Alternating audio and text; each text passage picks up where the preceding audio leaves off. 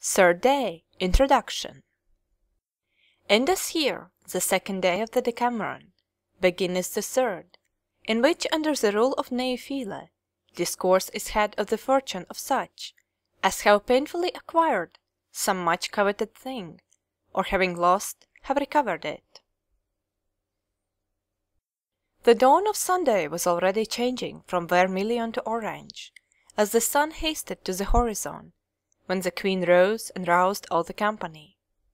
The seneschal had early sent forward to their next place of sojourn ample store of things meet with folk to make all things ready, and now seeing the Queen on the road, and the decampment as it were begun, he hastily collected the equipment of the baggage train, and set off therewith, attended by the rest of the servants, in rear of the ladies and gentlemen.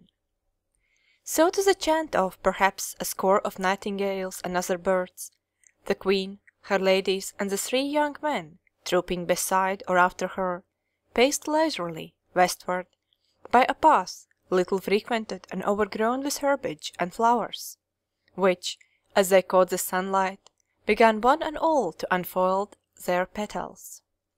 So fared she on with their train, while the kirk and the jest and the laugh passed from mouth to mouth, nor had they completed more than 2,000 paces, when, well before half tierce, they arrived at a palace, most fair and sumptuous, which stood out somewhat from the plain, being situate upon a low eminence. On entering, they first traversed its great halls and dainty chambers, furnished throughout with all brave and meet appointments, and finding all most commendable, they reputed its lord a magnifico. Then descending, they surveyed its spacious and cheerful court, its vaults of excellent wines and copious springs of most cool water, and found it still more commendable. After which, being fain of rest, they sat them down in a gallery which commanded the court, and was close embosked with leafage and such flowers as the season afforded. And thither the discreet seneschal brought comfits and wines, most choice and excellent, wherewith they were refreshed. Whereupon they hied them to a walled garden adjoining the palace, which, the gate being opened, they entered, and wonder-struck by the beauty of the whole, passed on to examine more attentively the several parts. It was bordered and traversed in many parts by alleys, each very wide and straight as an arrow, and roofed in with trellis of vines, which gave good promise of bearing clusters that year, and being all in flower, dispersed such fragrance throughout the garden, as blended with that exhaled by many another plant that grew therein, made the garden seem redolent for all the spices that ever grew in the east. The sides of the alleys were all, as it were, walled in with roses, white and red and jasmine, insomuch that there was no part of the garden but one might walk there not merely in the morning, but at high noon in grateful shade and fragrance, completely screened from the sun. As for the plants that were in the garden, it were long to enumerate them, to specify their sorts, to describe the order of their arrangement. Enough in brief that there was abundance of every rarer species that our climate allows. In the middle of the garden, a thing no less but much more to be commended than aught else, was a lawn of the finest turf, and so green that it seemed almost black, pranked with flowers of perhaps 1,000 sorts, and girt about with the richest living verdure of orange trees and cedars, which shewed not only flowers but fruits, both new and old, and were no less grateful to the smell by their fragrance than to the eye by their shade. In the middle of the lawn was a basin of whitest marble, graven with marvellous art, in the centre whereof, whether the spring were natural or artificial I know not, rose a column supporting a figure, which sent forth a jet of water of such volume and to such an altitude, that it fell, not without a delicious splash, into the basin in quantity amply sufficient to turn a mill-wheel. The overflow was carried away from the lawn by a hidden conduit, and then, re-emerging, was distributed through tiny channels, very fair and cunningly contrived, in such sort as to flow round the entire lawn, and by similar derivative channels to penetrate almost every part of the fair garden, until, reuniting at a certain point, it issued thence, and clear as crystal slid down towards the plain, turning by the way 2 mill wheels with extreme velocity, to the no small profit of the lord. The aspect of this garden, its fair order, the plants and the fountain of the rivulets that followed from it, so charmed the ladies and the 3 young men, that with one accord they affirmed that they knew not how it could receive any accession of beauty, or what other form could be given to paradise, if it were to be planted on earth. So excellently well pleased, they roved about it, plucking sprays from the trees and weaving them into the fairest of garlands, while songsters of, perhaps a score of different sorts, warbled as if in mutual emulation, when suddenly a sight as fair and delightsome as novel, which, engrossed by the other beauties of the place, they had hitherto overlooked, met their eyes.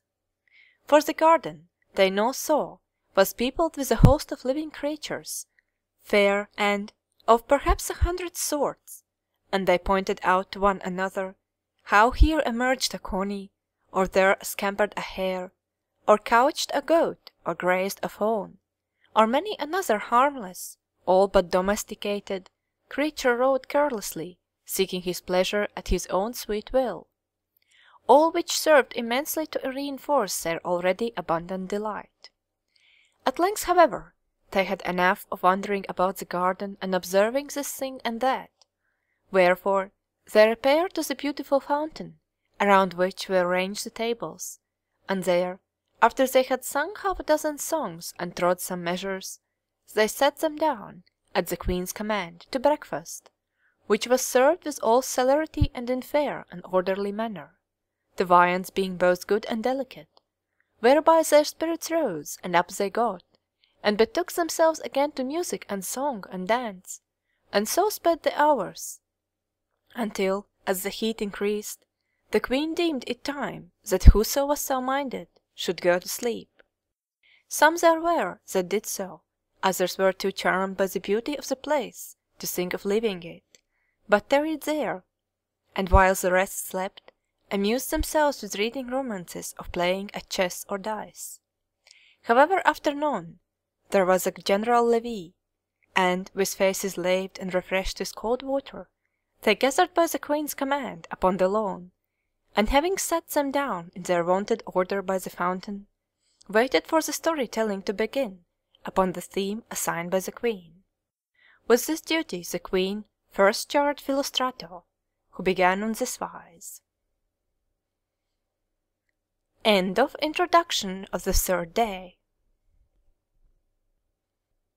Day 3, the First Story.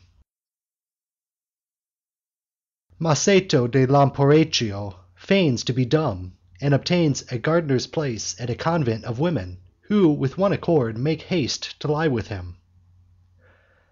Fairest ladies, not a few there are, both men and women, who are so foolish as blindly believe that, so soon as a young woman has been veiled in white and cowled in black, she ceases to be a woman, and is no more subject to the cravings proper to her sex than if, in assuming the garb and profession of a nun, she had put on the nature of a stone.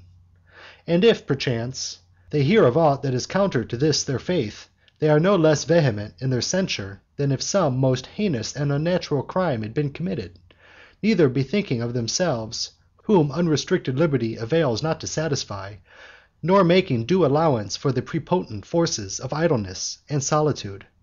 And likewise not a few there are that blindly believe that, what with the hoe and the spade, and coarse fare and hardship, the carnal propensities are utterly eradicated from the tillers of the soil, and therewith all nimbleness of wit and understanding. But how gross is the error of such as suppose I, on whom the Queen has laid her commands, am minded, without deviating from the theme prescribed by her, to make manifest to you a little story. In this very countryside of ours there was, and yet is, a convent of women of great repute for sanctity. Name it I will not, lest I should in some measure diminish its repute, the nuns being at the time of which I speak but 9 in number, including the abbess and all young women. Their very beautiful garden was in the charge of a foolish fellow, who, not being content with his wage, squared accounts with their steward, and hied him back to Lamporecchio, whence he came. Among others who welcomed him home was a young husbandman, Masetto by name, a stout and hearty fellow, and handsome for a contadino, who asked him where he had been so long. Nuto, as our good friend was called, told him. Masetto then asked how he had been employed at the convent, and Nuto answered, "I kept their large and beautiful garden in good trim, and besides I sometimes went to the wood to fetch the faggots. I drew water, and did some other trifling services. But they are the one and all possessed of the devil, for 'tis impossible to do anything to their mind, indeed, when I would be at work in the kitchen garden. Put this here, one would say, put that here, another would say, and a third would snatch the hoe from my hand, and say, that is not as it should be, and they would worry me until I would give up working and go out of the garden, so that, with this thing and that, I was minded to stay there no more, and so I am come hither. The steward asked me before I left to send him any one, whom on my return I might find fit for the work, and I promised, but God bless his loins, I shall be at no pains to find out, and send him any one." As Nuto thus ran on, Masetto was seized by such a desire to be with these nuns that he quite pined, as he gathered from what Nuto said that his desire might be gratified. And as that could not be, if he said nothing to Nuto, he remarked, "Ah, 'twas well done of thee to come hither. A man to live with women! He might as well live with so many devils. 6 times out of 7 they know not themselves what they want." There the conversation ended, but Masetto began to cast about how he should proceed to get permission to live with them. He knew that he was quite competent for the services of which Nuto spoke, and had therefore no fear of failing on that score, but he doubted he should not be received because he was too young and well favoured. So, after much pondering, he fell into the following train of thought. The place is a long way off, and no one there knows me. If I make believe that I am dumb, doubtless I shall be admitted.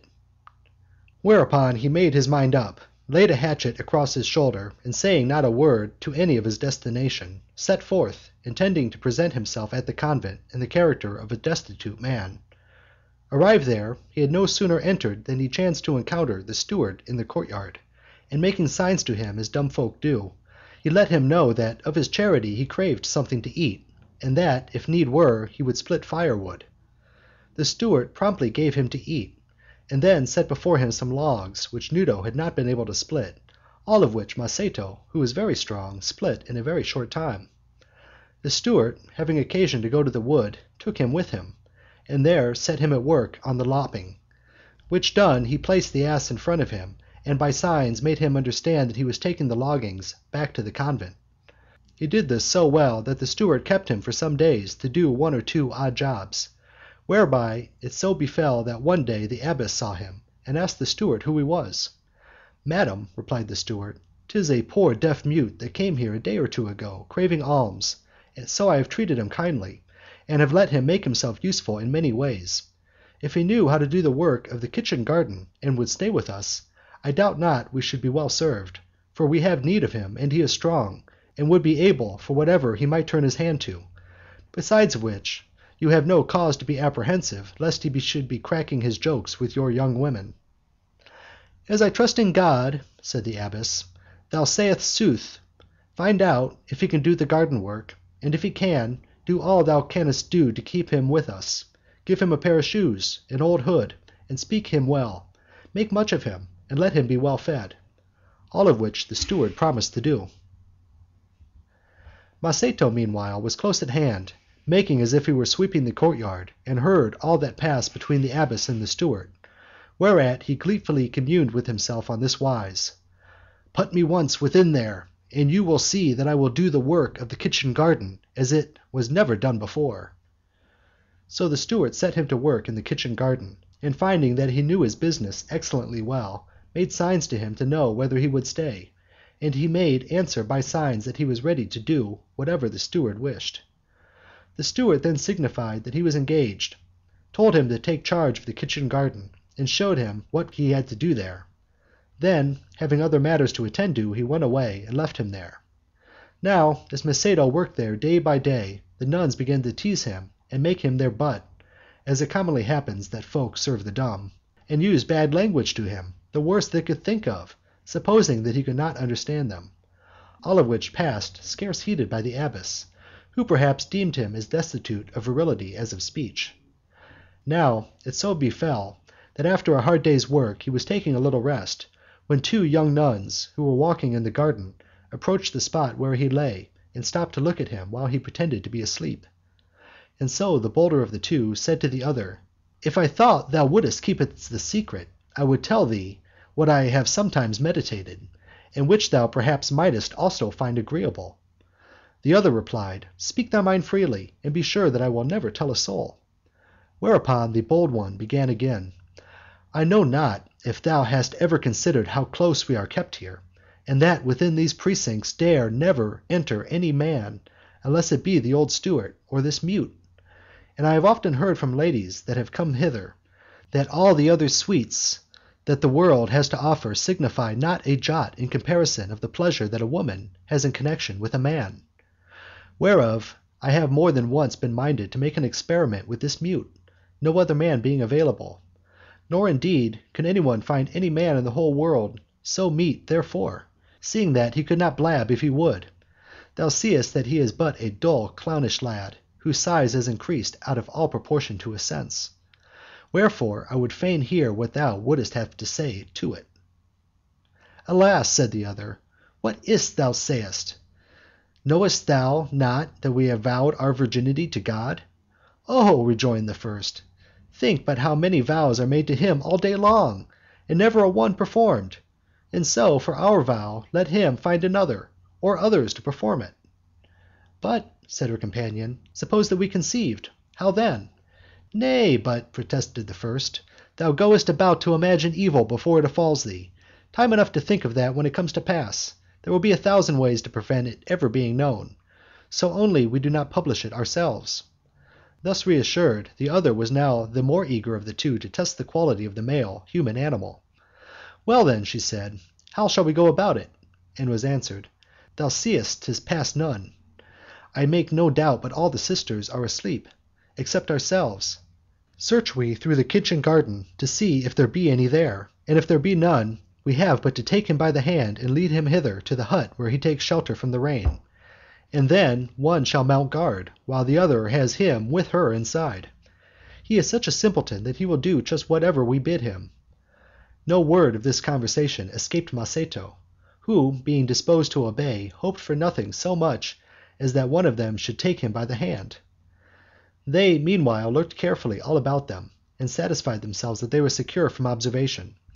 Then she that had broached the subject came close up to Maceto and shook him, whereupon he started to his feet.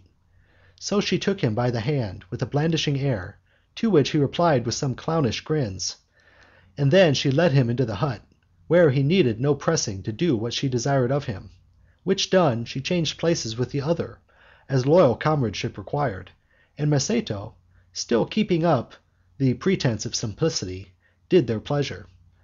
Wherefore, before they left, each must needs make another essay of the mute's powers of writing, and afterwards, taking the matter over many times, they agreed that it was in truth not less, but even more delightful than they had been given to understand. And so, as they found convenient opportunity, they continued to go and disport themselves with the mute. Now it so chanced that one of their gossips, looking out of the window of her cell, saw what they did, and imparted it to 2 others. The 3 held counsel together whether they should not denounce the offenders to the abbess, but soon changed their mind, and came to an understanding with them, whereby they became partners in Maceto. And in the course of time, by divers chances, the remaining 3 nuns also entered the partnership. Last of all, the abbess, still witting not of these doings, happened one very hot day, as she walked by herself through the garden, to find Maceto, who now rode so much by night that he could stand very little fatigue by day. Stretched out at full length asleep under the shade of an almond tree, his person quite exposed in the front by reason that the wind had disarranged his clothes. Which the lady observing, and knowing that she was alone, fell a prey to the same appetite to which her nuns had yielded. She aroused Maceto, and took him with her to her chamber, where, for some days, Though the nuns loudly complained that the gardener no longer came to work in the kitchen garden, she kept him, tasting and retasting the sweetness of that indulgence which she was wont to be the first to censure in others. And when at last she had sent him back from her chamber to his room, she must needs send for him again, and make such exorbitant demands upon him that Maceto, not being able to satisfy so many women, bethought him that his part of mute, should he persist in it, might entail disastrous consequences. So one night, when he was with the abbess, he cut the tongue-string, and thus broke silence: "Madam, I have understood that a cock may very well serve 10 hens, but that 10 men are sorely tasked to satisfy a single woman, and here I am expected to serve 9, a burden quite beyond my power to bear; nay, by what have I already undergone I am now so much reduced that my strength is quite spent. Wherefore either bid me God speed, or find some means to make matters tolerable." Wonderstruck to hear the supposed mute thus speak, the lady exclaimed, "What means this? I took thee to be dumb." "And in sooth, madam, so was I," said Maceto, "not indeed from my birth, but through an illness which took from me the power of speech, which only this very night I have recovered, and so I praise God with all my heart." The lady believed him, and asked him what he meant by saying that he had 9 to serve. Maceto told her how things stood, whereby she perceived that of all her nuns there was not any but was much wiser than she; and lest, if Maceto were sent away, he should give the convent a bad name, she discreetly determined to arrange matters with the nuns in such sort that he might remain there.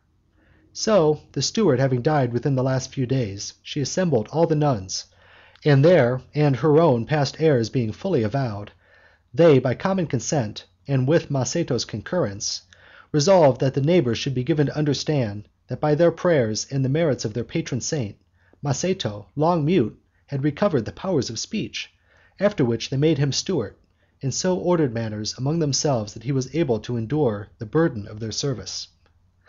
In the course of which, though he procreated not a few little monastics, yet 'twas all managed so discreetly that no breath of scandal stirred, until after the abbess's death, by which time Maceto was advanced in years, and minded to return home with the wealth he had gotten, which he was suffered to do as soon as he made his desire known. And so Maceto, who had left Lamporecchio with a hatchet on his shoulder, returned thither in his old age, and a father, having by the wisdom with which he employed his youth spared himself the pains and expense of rearing children, and averring that such was the measure that Christ meted out to the man that set horns on his cap. End of Day 3, the First Story. Day 3, the Second Story. A groom lies with the wife of King Agilulf, who learns the fact, keeps his own counsel, finds out the groom, and shears him. The shorn shears all his fellows, and so comes safe out of the scrape. Philostratus' story, which the ladies had received now with blushes, now with laughter, being ended, the queen bade Pampinea to follow suit, which behest Pampinea smilingly obeyed, and thus began: Some there are whose indiscretion is such that they must needs evince that they are fully cognizant of that which it were best they should not know, and, censuring the covert misdeeds of others, augment beyond measure the disgrace which they would fain diminish. The truth whereof, fair ladies, I mean to shew you in the contrary case, wherein appears the astuteness of one that held, perhaps, an even lower place than would have been Maceto's in the esteem of a doughty king. Agilulf, king of the Lombards, who, like his predecessors, made the city of Pavia in Lombardy the seat of his government, took to wife Theodelinda, the widow of Orthori, likewise king of the Lombards, a lady very fair, wise and virtuous, but who was unfortunate in her lover. For while the Lombards prospered in peace under the wise and firm rule of King Agilulf, it so befell that one of the queen's grooms, a man born to very low estate, but in native worth far above his mean office, and moreover not a whit less tall and goodly of person than the king, became inordinately enamoured of her. And as for all his base condition, he had sense enough to recognize that his love was in the last degree presumptuous. He disclosed it to none. Nay, he did not even venture to tell her the tale by the mute eloquence of his eyes. And albeit he lived without hope that he should ever be able to win her favour, yet he inwardly gloried that he had fixed his affections in so high a place, and being all aflame with passion, he shewed himself zealous beyond any of his comrades to do whatever he thought was likely to please the queen. Whereby it came about that, when the queen had to take horse, she would mount the palfrey that he groomed rather than any other, and when she did so, he deemed himself most highly favoured, and never quitted her stirrup, esteeming himself happy if he might but touch her clothes. But, as 'tis frequently observed that love waxes as hope wanes, so was it with this poor groom, insomuch that the burden of this great hidden passion, alleviated by no hope, was most grievous to bear, and from time to time, not being able to shake it off, he proposed to die. And meditating on the mode, he was minded that it should be of a kind to make it manifest that he died for the love which he had borne and bore to the queen, and also to afford him an opportunity of trying his fortune whether his desire might in whole or in part be gratified.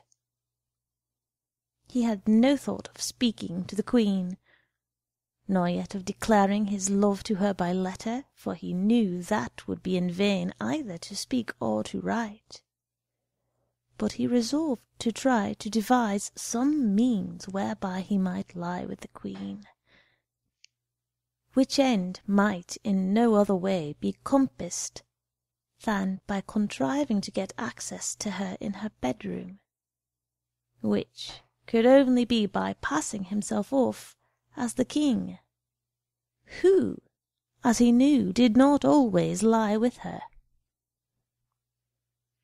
Wherefore, that he might observe the carriage and dress of the king, he passed to her room. He contrived to conceal himself for several nights in a great hall of the king's palace, which separated the king's room from that of the queen, and on one of these nights he saw the king issue from his room, wrapped in a great mantle, with a lighted torch in one hand and a wand in the other, and cross the hall, and, saying nothing, tap the door of the queen's room with the wand once or twice, whereupon the door was at once opened, and the torch taken from his hand. Having observed the king thus go and return, and being bent on doing likewise, he found means to come by a mantle like that which he had seen the king wear, and also a torch and a wand. He then took a warm bath, and, having thoroughly cleansed himself, that the smell of the foul straw might not offend the lady, or discover to her the deceit, he in this guise concealed himself, as he was wont in the great hall. He waited only until all were asleep, and then, deeming the time come to accomplish his purpose, or by his presumption clear away to the death which he coveted, he struck a light with the flint and steel which he had brought with him. And having kindled his torch and wrapped himself close in his mantle, he went to the door of the Queen's room, and tapped on it twice with his wand. The door was opened by a very drowsy chambermaid, who took the torch and put it out of sight, whereupon without a word he passed within the curtain, laid aside the mantle, and got into bed, where the Queen lay asleep. Then, taking her in his arms and straining her to him with ardour, making as if he were moody, because he knew that when the king was in such a frame he would never hear aught in such wise without word said either on his part or hers, he had more than once carnal cognizance of the Queen. Loath indeed was he to leave her, but, fearing lest by too long tarrying his achieved delight might be converted into woe, he rose, resumed the mantle and the light, and leaving the room without a word, returned with all speed to his bed.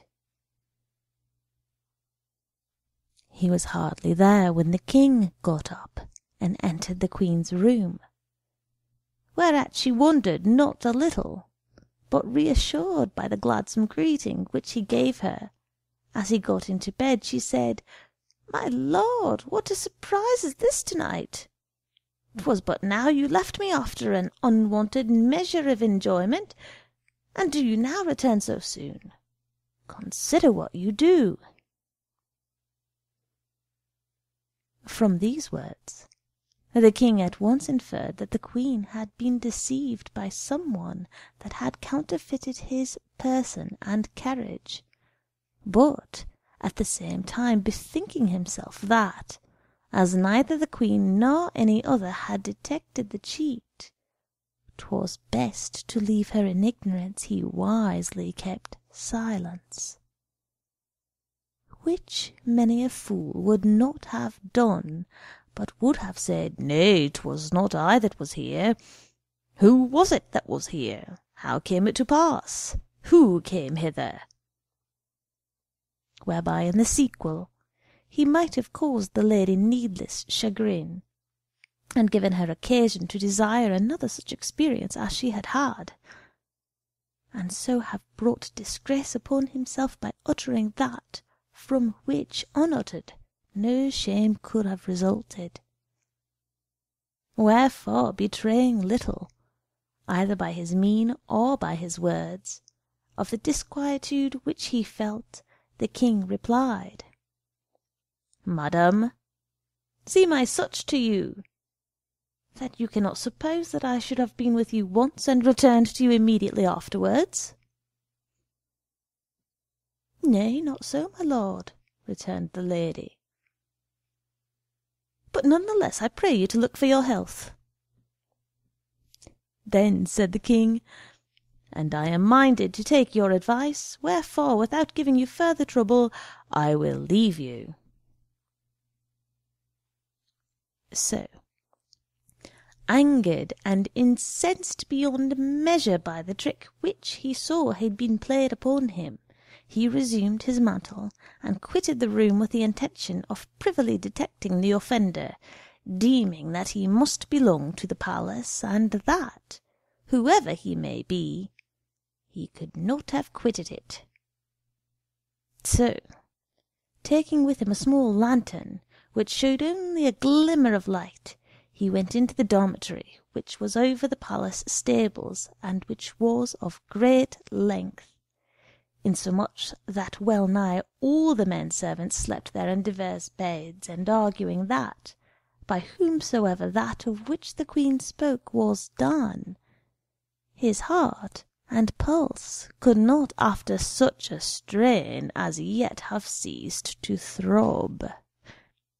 He began cautiously with one of the head grooms, and so went from bed to bed, feeling at the heart of each man to see if it was thumping. All were asleep, save only he that had been with the queen, who, seeing the king come and guessing what he sought to discover, began to be mightily afraid, insomuch that to the agitation which his late exertion had communicated to his heart, terror now added one yet more violent. Nor did he doubt that, should the king perceive it, he would kill him. Diverse alternatives of action thronged his mind, but at last, observing that the king was unarmed, he resolved to make as if he were asleep, and wait to see what the king would do. So, having tried many and found none that he deemed the culprit, the king came at last to the culprit himself, and, marking the thumping of his heart, said to himself, "This is he." But, being minded to afford no clue to his ulterior purpose, he did no more than with the pair of scissors which he had brought with him shear away on one side of the man's head a portion of his locks, which, as was then the fashion, he wore very long, that by this token he might recognize him on the morrow, and having done so, he departed and returned to his room. The groom, who was fully sensible of what the king had done, and being a shrewd fellow, understood very well to what end he was so marked, got up without a moment's delay, and having found a pair of scissors, for as it chanced there were several pairs there belonging to the stables for use in grooming the horses, he went quietly through the dormitory, and in like manner sheared the locks of each of the sleepers just above the ear, which done without disturbing any, he went back to bed.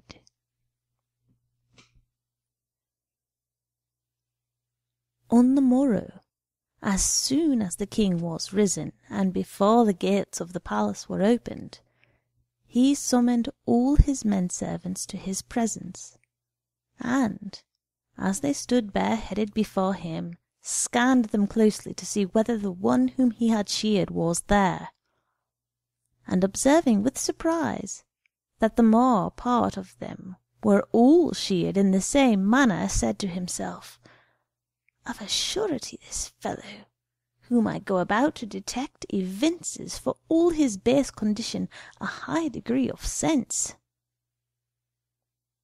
Then, recognizing that he could not compass his end without causing a bruit, and not being minded to brave so great a dishonour in order to be avenged upon so petty an offender, he was content by a single word of admonition to shew him that his offence had not escaped notice.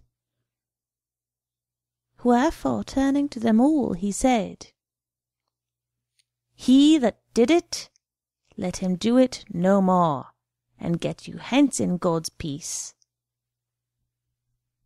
Another would have put them to the strappado, the question, the torture, and thereby have brought to light that which one should rather be sedulous to cloak, and having brought it to light, would, however, complete the retribution which he exacted, having not lessened but vastly augmented his disgrace and sullied the fair fame of his lady.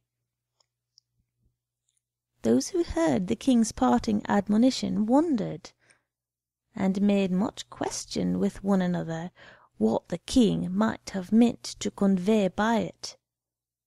But 'twas understood by none but him to whom it referred, who was discreet enough never to reveal the secret as long as the king lived, or again to stake his life on such a venture. End of Day 3, the Second Story.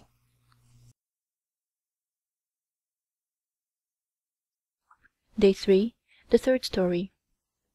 under cloak of confession and a most spotless conscience, a lady, enamoured of a young man, induces a booby friar unwittingly to provide a means to the entire gratification of her passion.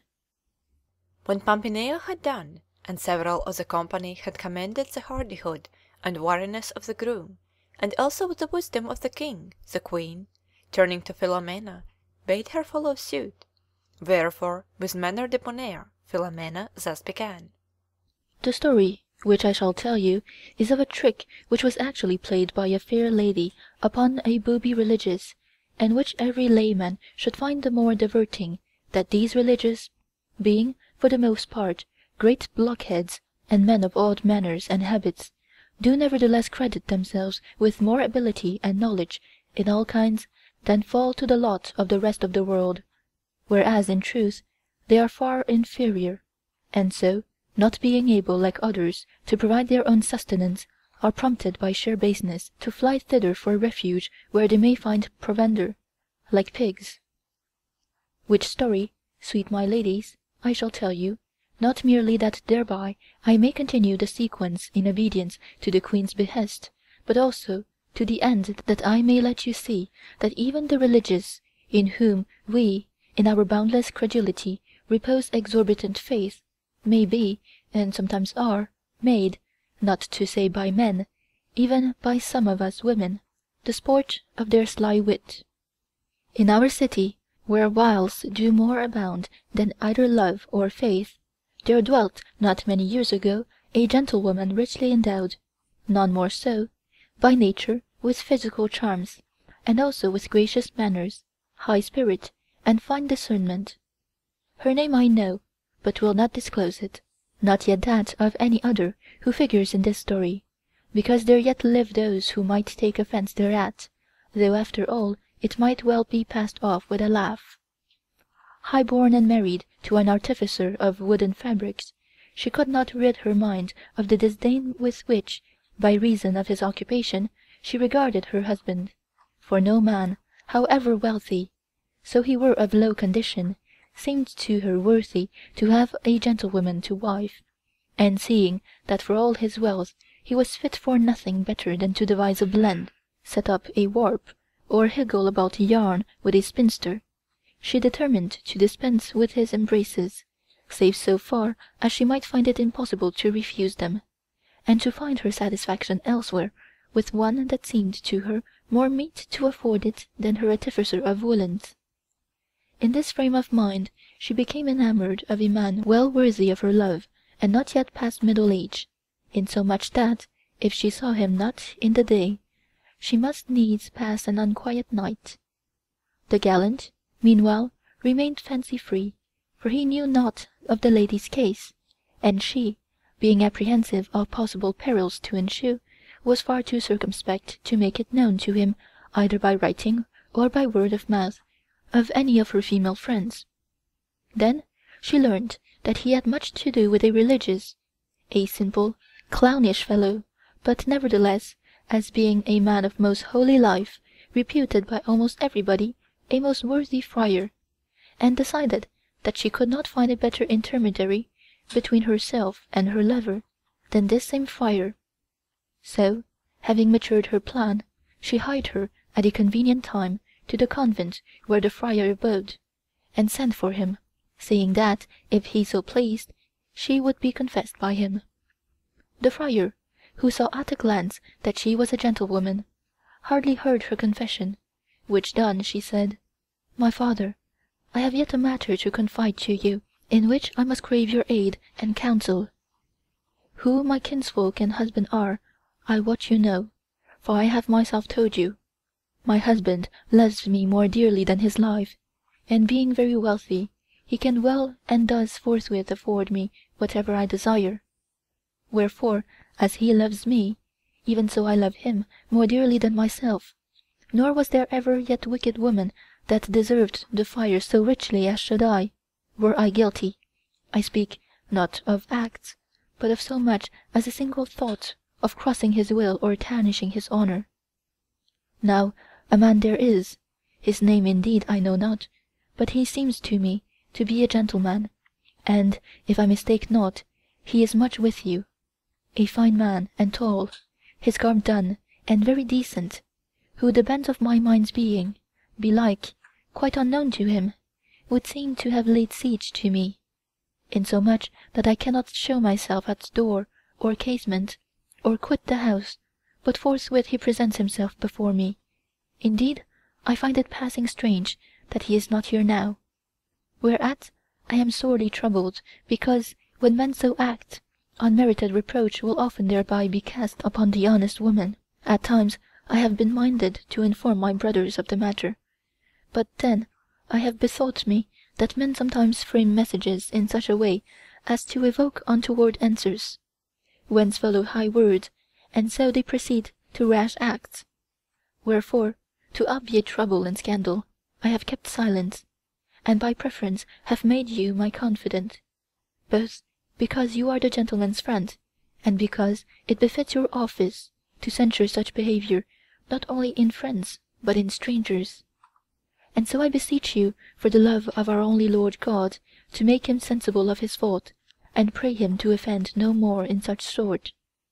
Other ladies there are in plenty, who may perchance be disposed to welcome such advances, and be flattered to attract his fond and assiduous regard, which to me, who am in no wise inclined to encourage it, is but a most grievous molestation.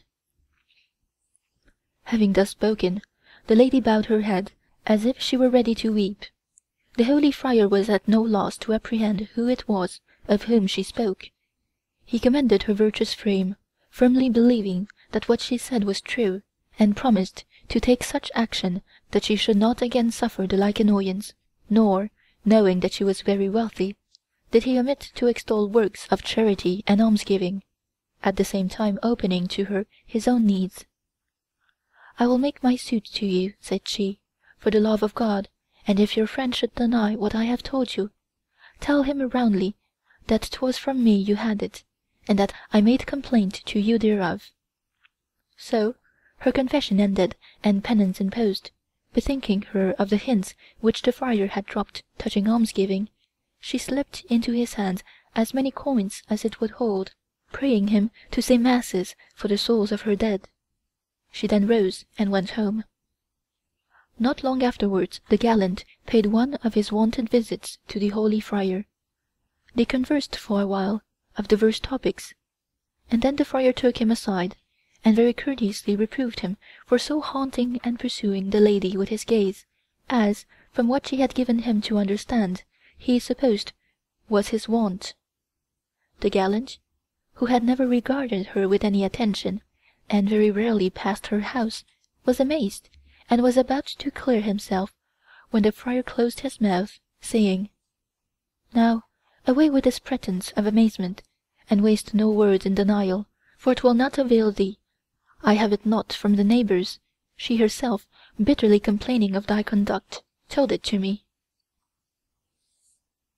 I say not how ill this levity beseems thee, but of her I tell thee so much as this, that if I ever knew this woman averse to such idle philandering, she is so, and therefore, for thy honour's sake, and that she be no more vexed, I pray thee refrain therefrom, and let her be in peace."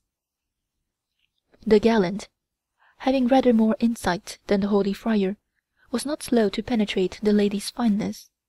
He therefore made as if he were rather shame-stricken, promised to go no further with this matter, and hie him straight from the friar to the lady's house, where she was always posted at a little casement to see if he were passing by. As she saw him come, she saw him so gay and gracious a mien, that he could no longer harbour any doubt that he had put the true construction upon what he had heard from the friar, and thenceforth, to his own satisfaction, and the immense delight and solace of the lady, he omitted not daily to pass that way, being careful to make it appear as if he came upon other business. 'Twas thus not long before the lady understood that she met with no less favour in his eyes than he in hers, and being desirous to add fuel to his flame, and to assure him of the love she bore him, as soon as time and occasion served, she returned to the holy friar, and having sat herself down at his feet in the church, fell a-weeping. The friar asked her in a soothing tone what her new trouble might be, whereto the lady answered, "My father, 'tis still that accursed friend of thine, of whom I made complaint to you some days ago, and who would now seem to have been born for my most grievous torment, and to cause me to do that by reason whereof I shall never be glad again, nor venture to place myself at your feet." "How?" said the friar, "has he not forborne to annoy thee?" "Not he indeed," said the lady. "On the contrary, 'tis my belief that, since I complained to you of him, he has, as if in despite, being offended, belike, that I did so, passed my house 7 times for once that he did so before. Nay, would to God he were content to pass and fix me with his eyes, but he is waxed so bold and unabashed, that only yesterday he sent a woman to me at home with his compliments and cajoleries, and, as if I had not purses and girdles enough, he sent me a purse and a girdle, whereat I was, as I still am, so wroth, that, hath not conscience first, and then regard for you, weighed with me, I had flown into a frenzy of rage. However, I restrained myself, and resolved neither to do nor to say aught without first letting you know it. Nor only so, but lest the woman who brought the purse and girdle, and to whom I at first returned them, shortly bidding her begone, and take them back to the sender, I should keep them and tell him that I had accepted them, as I believe they sometimes do, I recalled her and had them back, albeit 'twas in no friendly spirit that I received them from her hand, and I have brought them to you, that you may return them to him, and tell him that I stand in no need of such gifts from him, because, thanks be to God and my husband, I have purses and girdles enough to smother him in, and if after this he leave me not alone, I pray you as my father to hold me excused if, come what may, I tell it to my husband and brothers, for much liefer had I that he suffer indignity, if so it must be, than that my fair fame should be sullied on his account that holds good friar."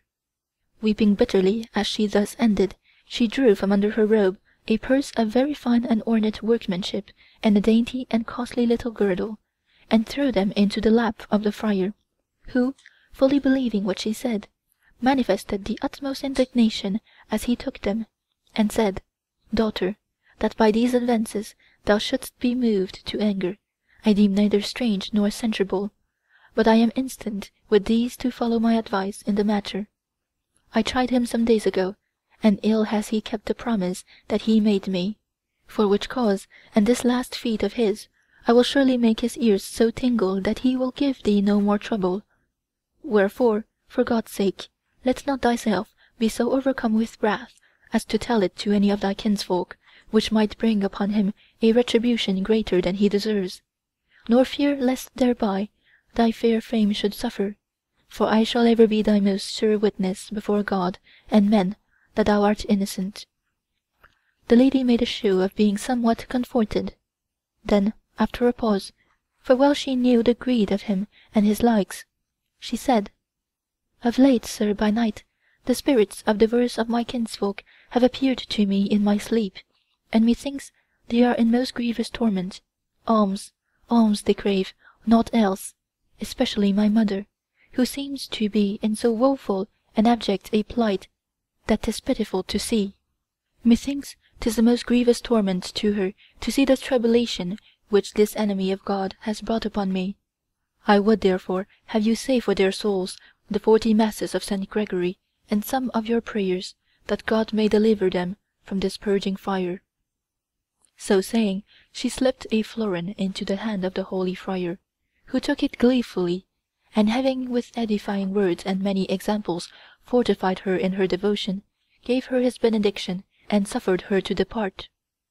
The lady gone, the friar, who had still no idea of the trick that had been played upon him, sent for his friend, who was no sooner come than he gathered from the friar's troubled air that he had news of the lady, and waited to hear what he would say.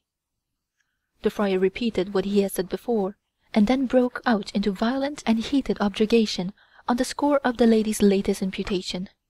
The gallant, who did not as yet apprehend the friar's drift, gave but a very faint denial to the charge of sending the purse and girdle, in order that he might not discredit the lady with the friar, if perchance she had given him the purse and girdle. Whereupon the friar exclaimed with great heat, "How canst thou deny it, thou wicked man? Why, here they are. She brought them to me in tears with her own hand. Look at them, and say if thou knowest them not." The gallant now feigned to be much ashamed, and said, "Why, yes, indeed, I do know them. I confess that I did wrong, and I swear to you that, now I know her character, you shall never hear word more of this matter." Many words followed, and then the blockheadly friar gave the purse and girdle to his friend, after which he read him a long lecture, besought him to meddle no more with such matters, and on his promising obedience, dismissed him. Elated beyond measure by the assurance which he now had of the lady's love, and the beautiful present, the gallant, on leaving the friar, hied him straight to a spot whence he stealthily gave the lady to see that he had both her gifts, whereat the lady was well content, the more so as her intrigue seemed ever to prosper more and more. She waited now only for her husband's departure from home to crown her enterprise with success. Nor was it long before occasion required that her husband should go to Genoa. The very morning that he took horse and rode away, she hied her to the holy friar, and after many a lamentation, said to him betwixt her sobs, "My father, now at last I tell you out and out that I can bear my suffering no longer. I promised you some days ago to do naught in this matter without first letting you know it. I am now come to crave release from that promise, and that you may believe that my lamentations and complaints are not groundless. I will tell you how this friend of yours, who should rather be called a devil let loose from hell, treated me only this very morning, a little before matins. As ill luck would have it, he learned, I know not how, that yesterday morning my husband went to Genoa, and so this morning, at the set hour, he came into my garden, and got up by a tree to the window of my bedroom, which looks out over the garden, and had already opened the casement, and was about to enter the room when I suddenly awoke, and got up and uttered a cry, and should have continued to cry out, had not he, who was still outside, implored my mercy for God's sake and yours, telling me who he was.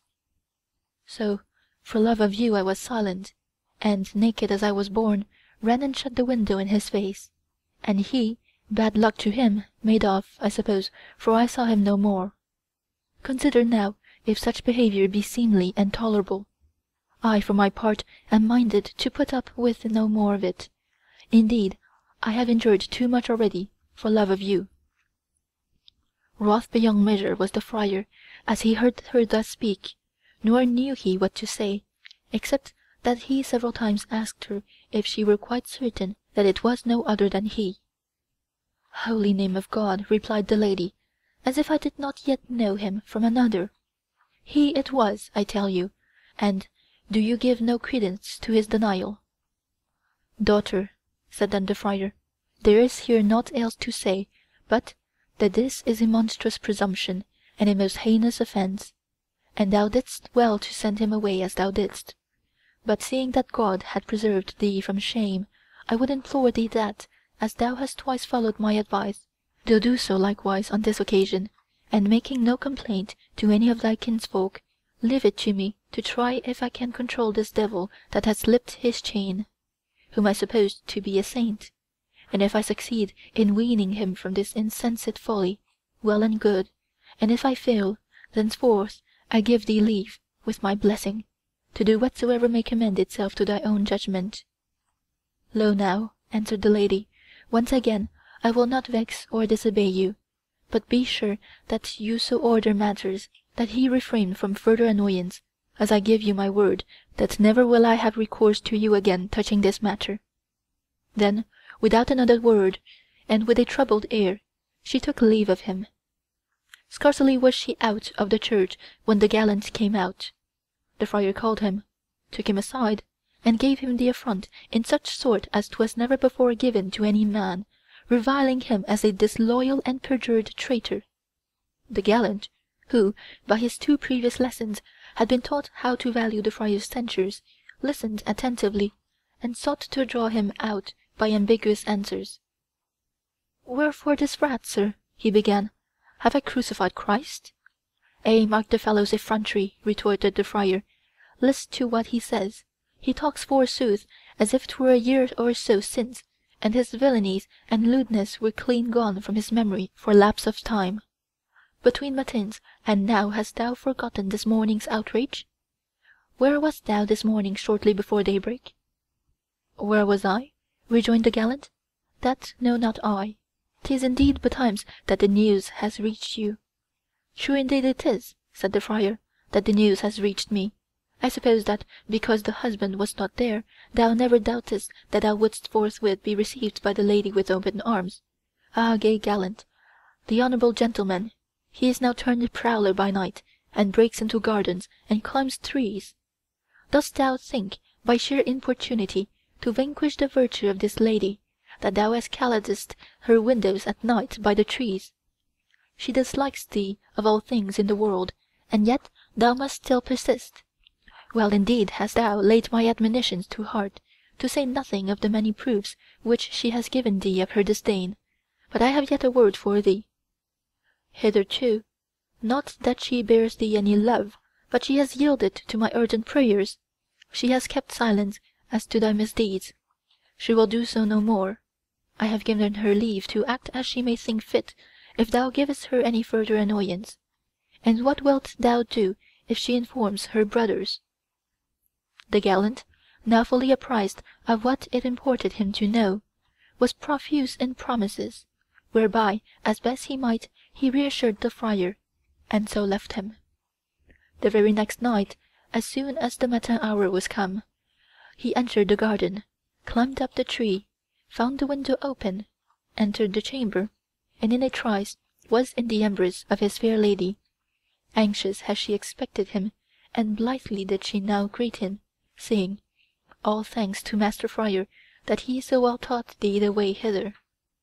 Then, with many a jest and laugh at the simplicity of the asinine friar, and many a flout at distaff-fulls and combs and cards, they solaced themselves with one another to their no small delight.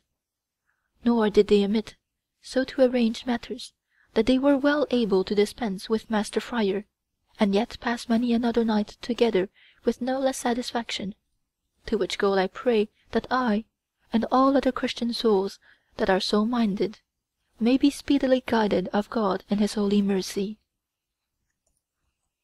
End of Day 3. The Third Story. Day 3. The Fourth Story. Dom Felice instructs Fra Puccio how to attain blessedness by doing a penance. Fra Puccio does the penance, and meanwhile Dom Felice has a good time with Fra Puccio's wife.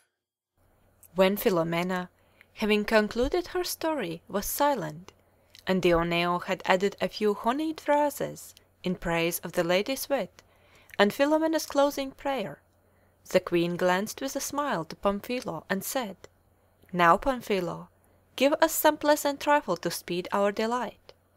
"That gladly I will," returned forthwith Pamphilo, and then, "Madam," he began, "not a few there are that, while they use their best endeavours to get themselves places in paradise, do, by inadvertence, send others thither, as did, not long ago, betide a fair neighbour of ours, as you shall hear. Hard by San Pancrazio there used to live, as I have heard tell, a worthy man and wealthy, Puccio di Ranieri by name, who in later life, under an overpowering sense of religion, became a tertiary of the order of St. Francis, and was thus known as Fra Puccio, in which spiritual life he was the better able to persevere that his household consisted but of a wife and a maid, and having no need to occupy himself with any craft, he spent no small part of his time at church, where, being a simple soul and slow of wit, he said his paternosters, heard sermons, assisted at the mass, never missed lauds, that is, when chanted by the seculars, fasted and mortified his flesh. Nay, so 'twas whispered, he was of the flagellants. His wife, Monna Isabetta by name, a woman of from 28 to 30 summers, still young for her age, lusty, comely, and plump as a Castellan apple, had not unfrequently, by reason of her husband's devoutness, if not also of his age, more than she cared for, of abstinence. And when she was sleepy, or maybe Riggish, he would repeat to her the life of Christ and the sermons of Fra Anastasio, or the lament of the Magdalene, or the like. Now, while such was the tenor of her life, there returned from Paris a young monk, by name Dom Felice, of the convent of San Pancrazio, a well-favoured man and keen-witted, and profoundly learned, with whom Fra Puccio became very intimate. And as there was no question which he could put to him but Dom Felice could answer it, and moreover he made great show of holiness, for well he knew Fra Puccio's bent, Fra Puccio took to bringing him home, and entertaining him at breakfast and supper, as occasion served. And for love of her husband, the lady also grew familiar with Dom Felice, and was zealous to do him honour.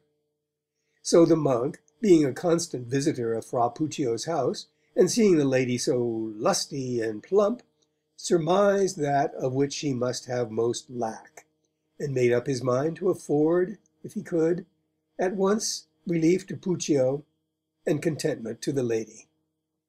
So cautiously, now and again, he cast an admiring glance in her direction with such effect that he kindled in her the same desire with which he burned, and, marking his success, took the first opportunity to declare his passion to her. He found her fully disposed to gratify it, but how this might be he was at a loss to discover, for she would not trust herself with him in any place whatever except her own house, and there it could not be, because Fra Puccio never travelled, whereby the monk was greatly dejected.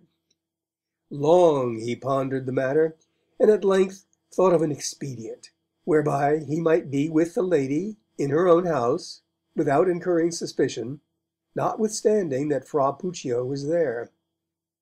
So, being with Fra Puccio one day, he said to him, "Reasons many have I to know, Fra Puccio, that all thy desire is to become a saint, but it seems to me that thou farest by a circuitous route, whereas there is one very direct, which the Pope and the greater prelates that are about him know and use, but will have it remain a secret, because otherwise the clergy, who for the most part live by alms, could not then expect alms or aught else from the laity, would be speedily ruined. However, as thou art my friend, and hast shown me much honour, I would teach thee that way, if I were assured that thou wouldst follow it without letting another soul in the world hear of it." Fra Puccio was now all agog to hear more of the matter, and began most earnestly entreating Dom Felice to teach him the way, swearing that without Dom Felice's leave none should ever hear of it from him, and averring that, if he found it practicable, he would certainly follow it. "I am satisfied with thy promises," said the monk, "and I will show thee the way. Know then that the holy doctors hold that whoso would achieve blessedness must do the penance of which I shall tell thee. But see thou take me judiciously. I do not say that after the penance thou wilt not be a sinner, as thou art, but the effect will be that the sins which thou hast committed up to the very hour of the penance will be purged away and thereby remitted to thee, and the sins which thou shalt commit thereafter will not be written against thee to thy damnation, but will be quit by holy water, like venial sins. First of all, then, the penitent must with great exactitude confess his sins when he comes to begin the penance. Then follows a period of fasting and very strict abstinence, which must last for 40 days, during which time he is to touch no woman whomsoever, not even his wife. Moreover, thou must have in thy house some place whence thou mayest see the sky by night, whither thou must resort at compline.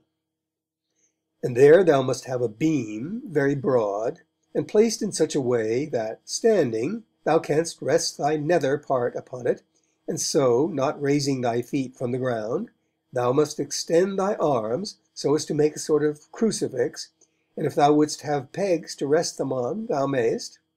And on this manner, thy gaze fixed on the sky, and never moving a jot, thou must stand until matins. And wert thou lettered, it were proper for thee to say meanwhile certain prayers that I would give thee, but as thou art not so, thou must say 300 paternosters and as many Ave Marias in honour of the Trinity. And thus contemplating the sky, be ever mindful that God was the creator of the heaven and the earth, and being set even as Christ was upon the cross, meditate on his passion. Then, when the matin bell sounds, thou mayest, if thou please, go to bed, but see that thou undress not, and sleep. But in the morning thou must go to church, and hear at least 3 masses, and say 50 paternosters, and as many Ave Marias. After which thou mayest with a pure heart do aught that thou hast to do, and breakfast. But at vespers thou must be again at church, and say there certain prayers, which I shall give thee in writing, and which are indispensable, and after Compline thou must repeat thy former exercise. Do this, and I, who have done it before thee, have good hope that even before thou shalt have reached the end of the penance, thou wilt, if thou should do it in a devout spirit, have already a marvellous foretaste of the eternal blessedness.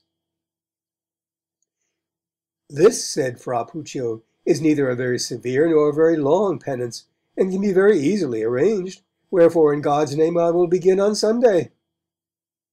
And so he took his leave of Dom Felice, and went home, and by Dom Felice's permission informed his wife of every particular of his intended penance.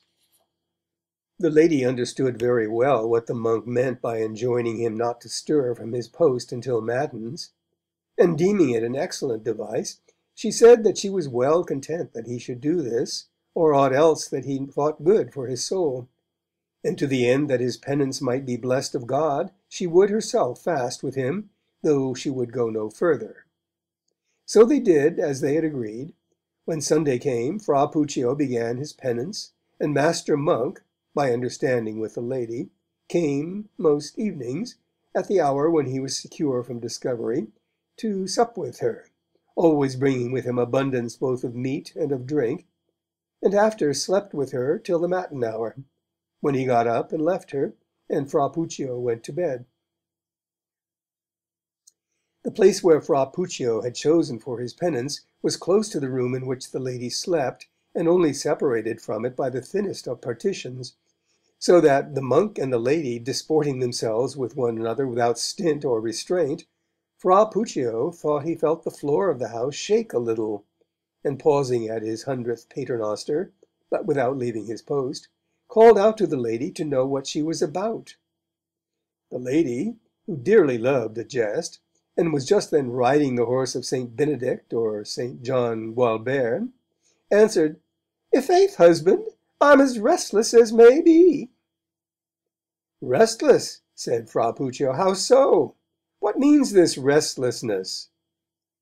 Whereto, with a hearty laugh, for which he doubtless had good occasion, the bonny lady replied, "What means it? How should you ask such a question? Why, I have heard you say 1,000 times, 'Who fasting goes to bed, uneasy lies his head.'" Fra Puccio, supposing that her wakefulness and restlessness abed was due to want of food, said in good faith, "Wife, I told thee I would have thee not fast, but as thou hast chosen to fast, think not of it, but think how you mayest compose thyself to sleep. Thou tossest about the bed in such sort that the shaking is felt here." "That need cause thee no alarm," rejoined the lady. "I know what I am about. I will manage as well as I can, and do thou likewise." So Fra Puccio said no more to her, but resumed his paternosters. And thenceforth, every night, while Fra Puccio's penance lasted, the lady and Master Monk, having had a bed made up for them in another part of the house, did there wanton it most gamesomely, the monk departing and the lady going back to her bed at one and the same time, being shortly before Fra Puccio's return from his nightly vigil. The friar thus persisting in his penance while the lady took her fill of pleasure with the monk, she would from time to time say jestingly to him, "Thou layest a penance upon Fra Puccio whereby we are rewarded with paradise." So well indeed did she relish the dainties with which the monk regaled her, the more so by contrast with the abstemious life to which her husband had long accustomed her, that, when Fra Puccio's penance was done, she found means to enjoy them elsewhere, and ordered her indulgence with such discretion as to ensure its long continuance. Whereby, that my story may end as it began, it came to pass that Fra Puccio, hoping by his penance to win a place for himself in paradise, did, in fact, translate thither the monk who had shown him the way, and the wife who lived with him in great dearth of that which the monk, in his charity, gave her superabundant largesse. End of Day 3, the Fourth Story. Day 3, the Fifth Story.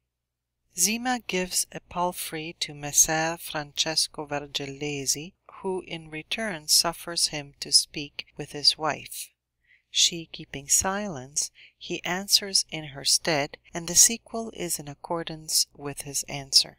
When Pamphilo had brought the story of Fra Puccio to a close amid the laughter of the ladies, the queen debonairly bade Elisa to follow suit, and she, whose manner had in it a slight touch of severity, which betokened not despite, but was habitual to her, thus began. Many there are that being very knowing,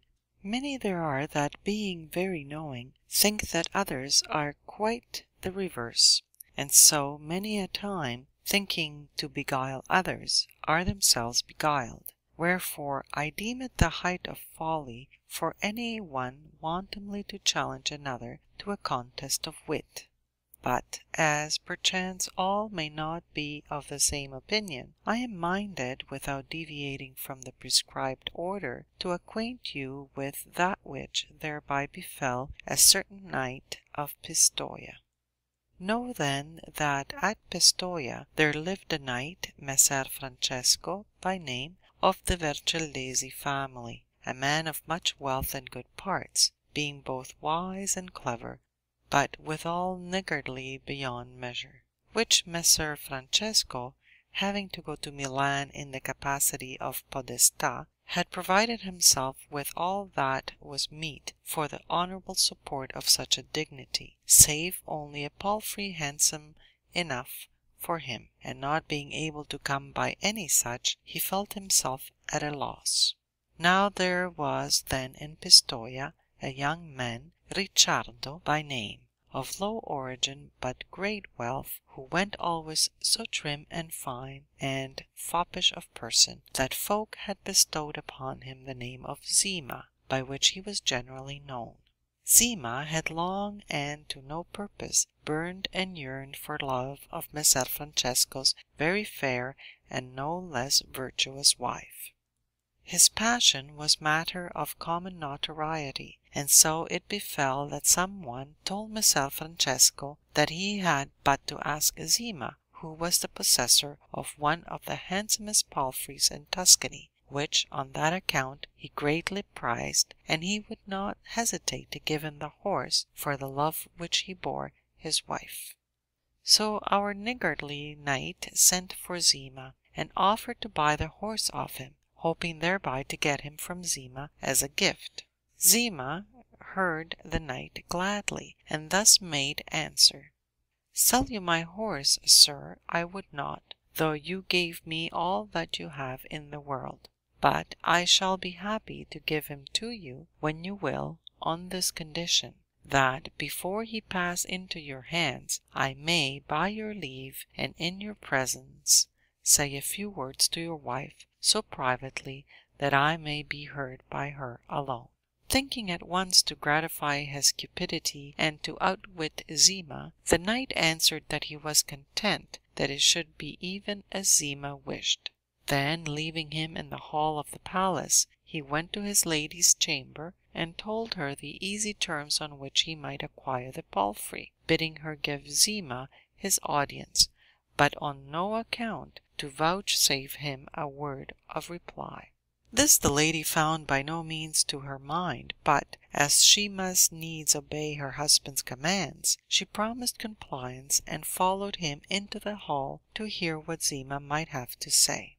Zima then renewed his contract with the knight in due form, whereupon the lady being seated in a part of the hall where she was quite by herself, he sat down by her side and thus began: "Noble lady, I have too much respect for your understanding to doubt that you have long been well aware of the extremity of passion whereto I have been brought by your beauty, which certainly exceeds that of any other lady that I have ever seen, to say nothing of your exquisite manners and incomparable virtues, which might well serve to captivate every soaring spirit that is in the world.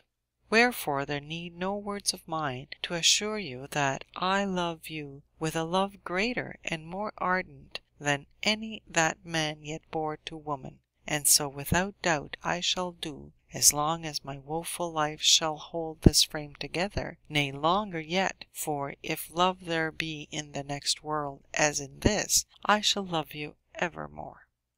And so you may make your mind secure that there is nothing that is yours, be it precious or be it common, which you may count as in such, and so sure a sort your own as me, for all that I am and have, and that thereof you may not lack evidence of infallible cogency. I tell you that I should deem myself more highly favoured if I might, at your command, do somewhat to pleasure you, than if at my command the whole world were forthwith to yield me obedience.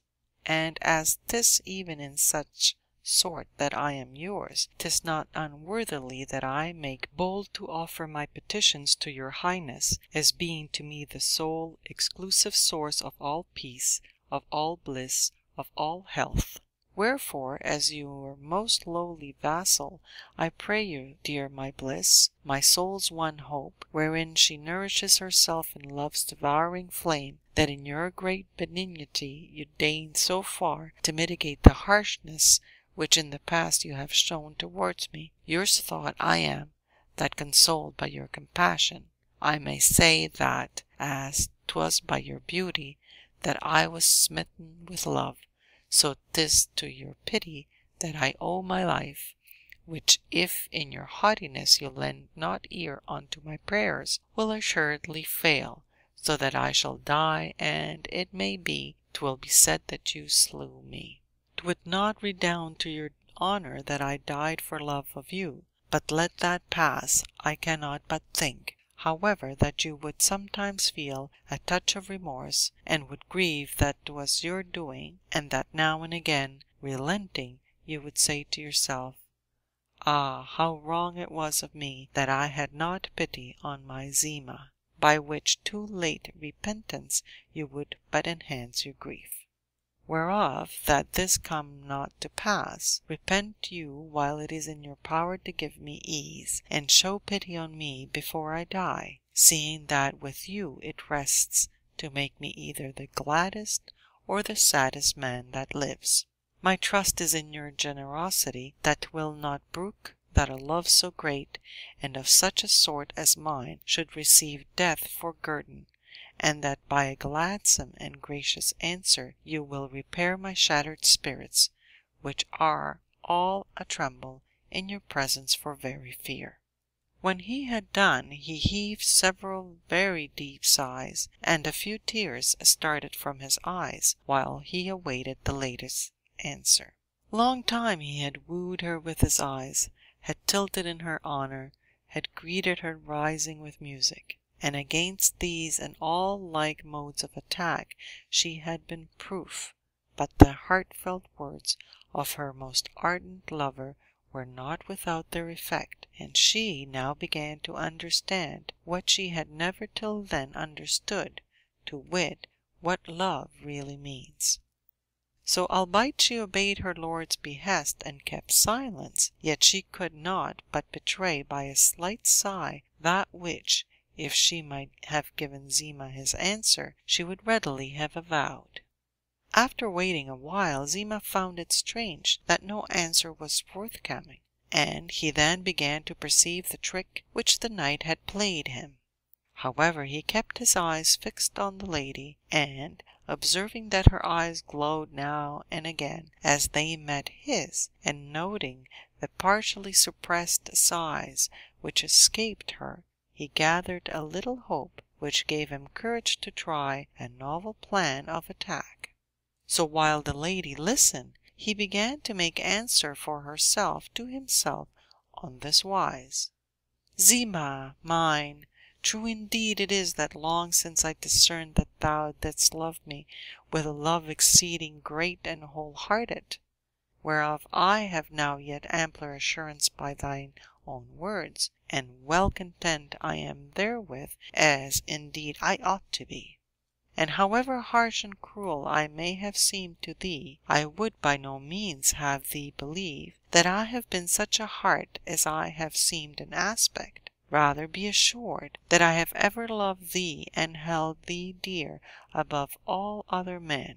The man which I have worn was but prescribed by fear of another, and solicitude for my fair frame. But a time will soon come when I shall be able to give thee plain proof of my love, and to accord the love which thou hast borne and dost bear me its due guerdon. Wherefore be comforted and of good hope, for Messer Francesco is to go in a few days' time to Milan as podestà, as thou well knowest, seeing that for love of me thou hast given him thy fine palfrey.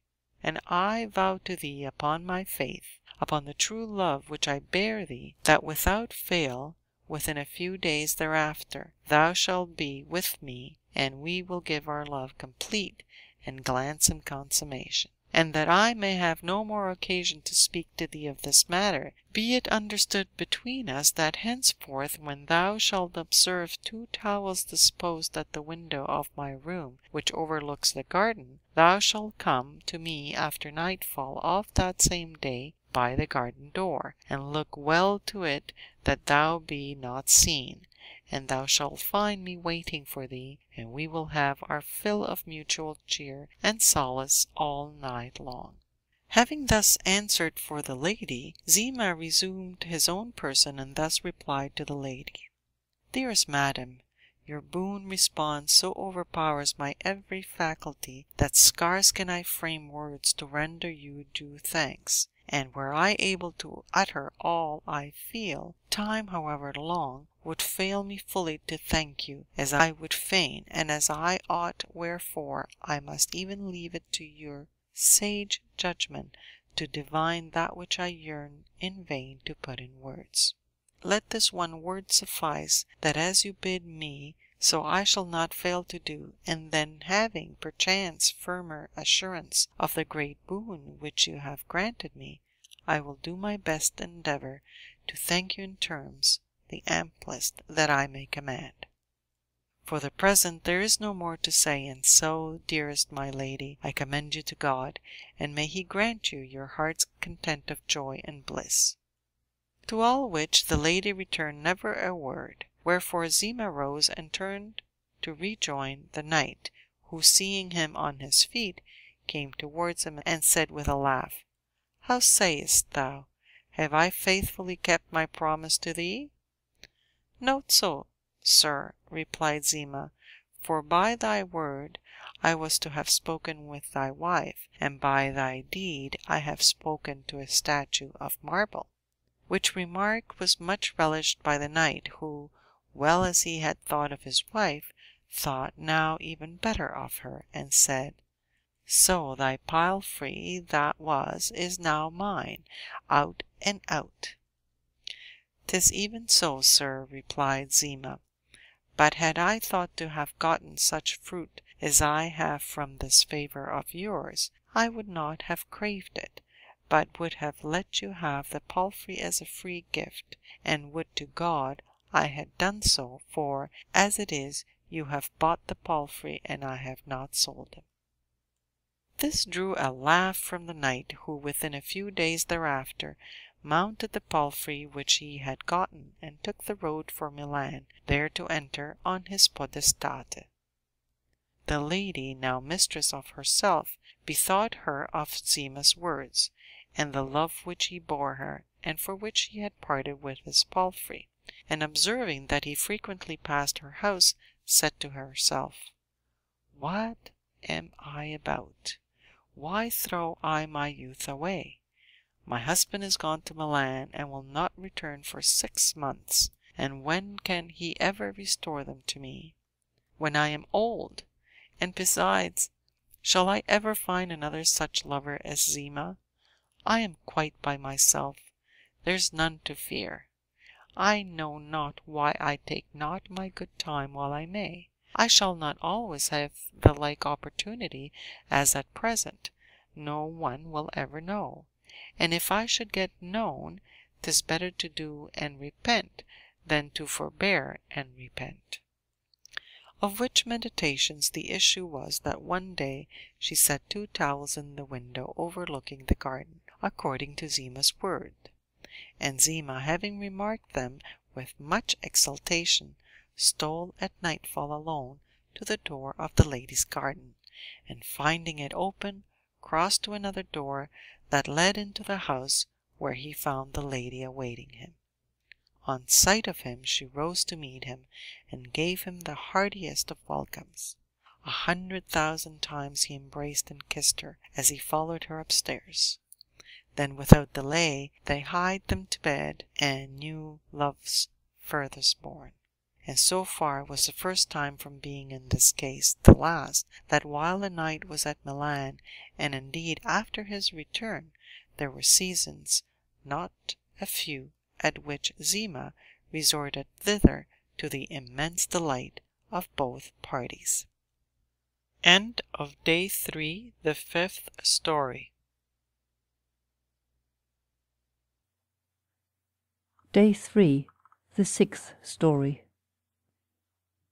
Ricciardo Monutolo loves the wife of Filippello Figinolfi, and knowing her to be jealous, makes her believe that his own wife is to meet Filippello at a bagnio on the ensuing day, whereby she is induced to go thither, where, thinking to have been with her husband, she discovers that she has tarried with Ricciardo. When Elisa had quite done, the queen, after some commendation of Zima's sagacity, bade Fiammetta follow with the story, whereto Fiammetta, all smiles, responded, "Madam, with all my heart."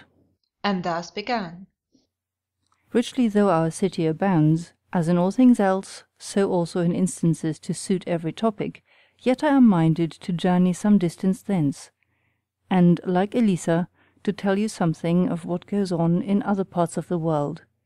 Wherefore pass we to Naples, where you shall hear how one of these sanctified that show themselves so shy of love was by the subtlety of her lover brought to taste to the fruit before she had known the flowers of love, whereby at one and the same time you may derive from the past counsel of prudence for the future, and present delectation. In the very ancient city of Naples, which for loveliness has not its superior, or perhaps its equal, in Italy, there once lived a young man, renowned alike for noble blood and the splendor of his vast wealth, his name Ricciardo Monutolo. He was mated with a very fair and loving wife, but nevertheless he became enamored of a lady who in the general opinion vastly surpassed in beauty every other lady in Naples. Catella, such was the lady's name, was married to a young man, likewise of gentle blood, Filippello Figinolfi by name, whom she, most virtuous of ladies, loved and held dear above all else in the world. Being thus enamoured of Catella, Ricciardo Monutolo left none of those means untried whereby a lady's favour and love are wont to be gained, but for all that he made no way towards the attainment of his heart's desire, whereby he fell into a sort of despair, and witless and powerless to lose himself from his love, found life scarce tolerable, and yet knew not how to die. While in this frame he languished, it befell one day that some ladies that were of kin to him counselled him earnestly to be quit of such a love, whereby he could but fret himself to no purpose, seeing that Catella cared for naught in the world except Filippello, and lived in such a state of jealousy on his account that never a bird flew but she feared lest it would snatch him from her. So soon as Ricciardo heard of Catella's jealousy, he forthwith began to ponder how he might make it subserve his end. He feigned to have given up his love for Catella as hopeless, and to have transferred it to another lady, in whose honour he accordingly began to tilt and joust, and do all that he had been wont to do in honour of Catella. Nor was it long before well nigh all the Neapolitans, including Catella herself, began to think that he had forgotten Catella, and was to the last degree enamoured of the other lady. In this course he persisted, until the opinion was so firmly rooted in the minds of all that even Catella laid aside a certain reserve which she had used towards him, while she deemed him her lover, and coming and going greeted him in friendly neighbourly fashion, like the rest. Now it so befell that during the hot season, when, according to the custom of Neapolitans, many companies of ladies and gentlemen went down to the sea-coast to recreate themselves, and breakfast and sup, Ricciardo, knowing that Catella was gone thither with her company, went likewise with his, but making as if he were not minded to stay there, he received several invitations from the ladies of Catella's company before he accepted any. When the ladies received him, they all with one accord, including Catella, began to rally him on his new love, and he furnished them with more matter for talk by feigning a most ardent passion.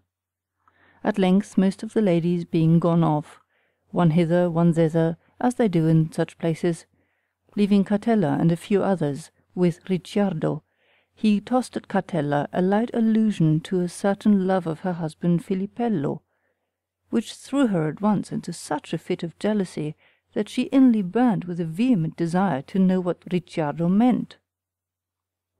For a while she kept her own counsel, then, brooking no more suspense, she adjured Ricciardo, by the love he bore the lady whom most he loved, to expound to her what he had said touching Filippello. He answered thus: "You have adjured me by her to whom I dare not deny aught that you may ask of me. My riddle, therefore, I will presently read you, provided you promise me that neither to him nor to any one else will you impart aught of what I shall relate to you, until you shall have ocular evidence of its truth, which, so you desire it, I will teach you how you may obtain."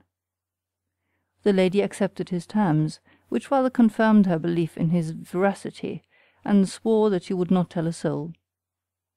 They then drew a little apart, that they might not be overheard by the rest, and Ricciardo thus began: "Madam, did I love you as I once did, I should not dare to tell you aught that I thought might cause you pain, but now that that love is past, I shall have the less hesitation in telling you the truth.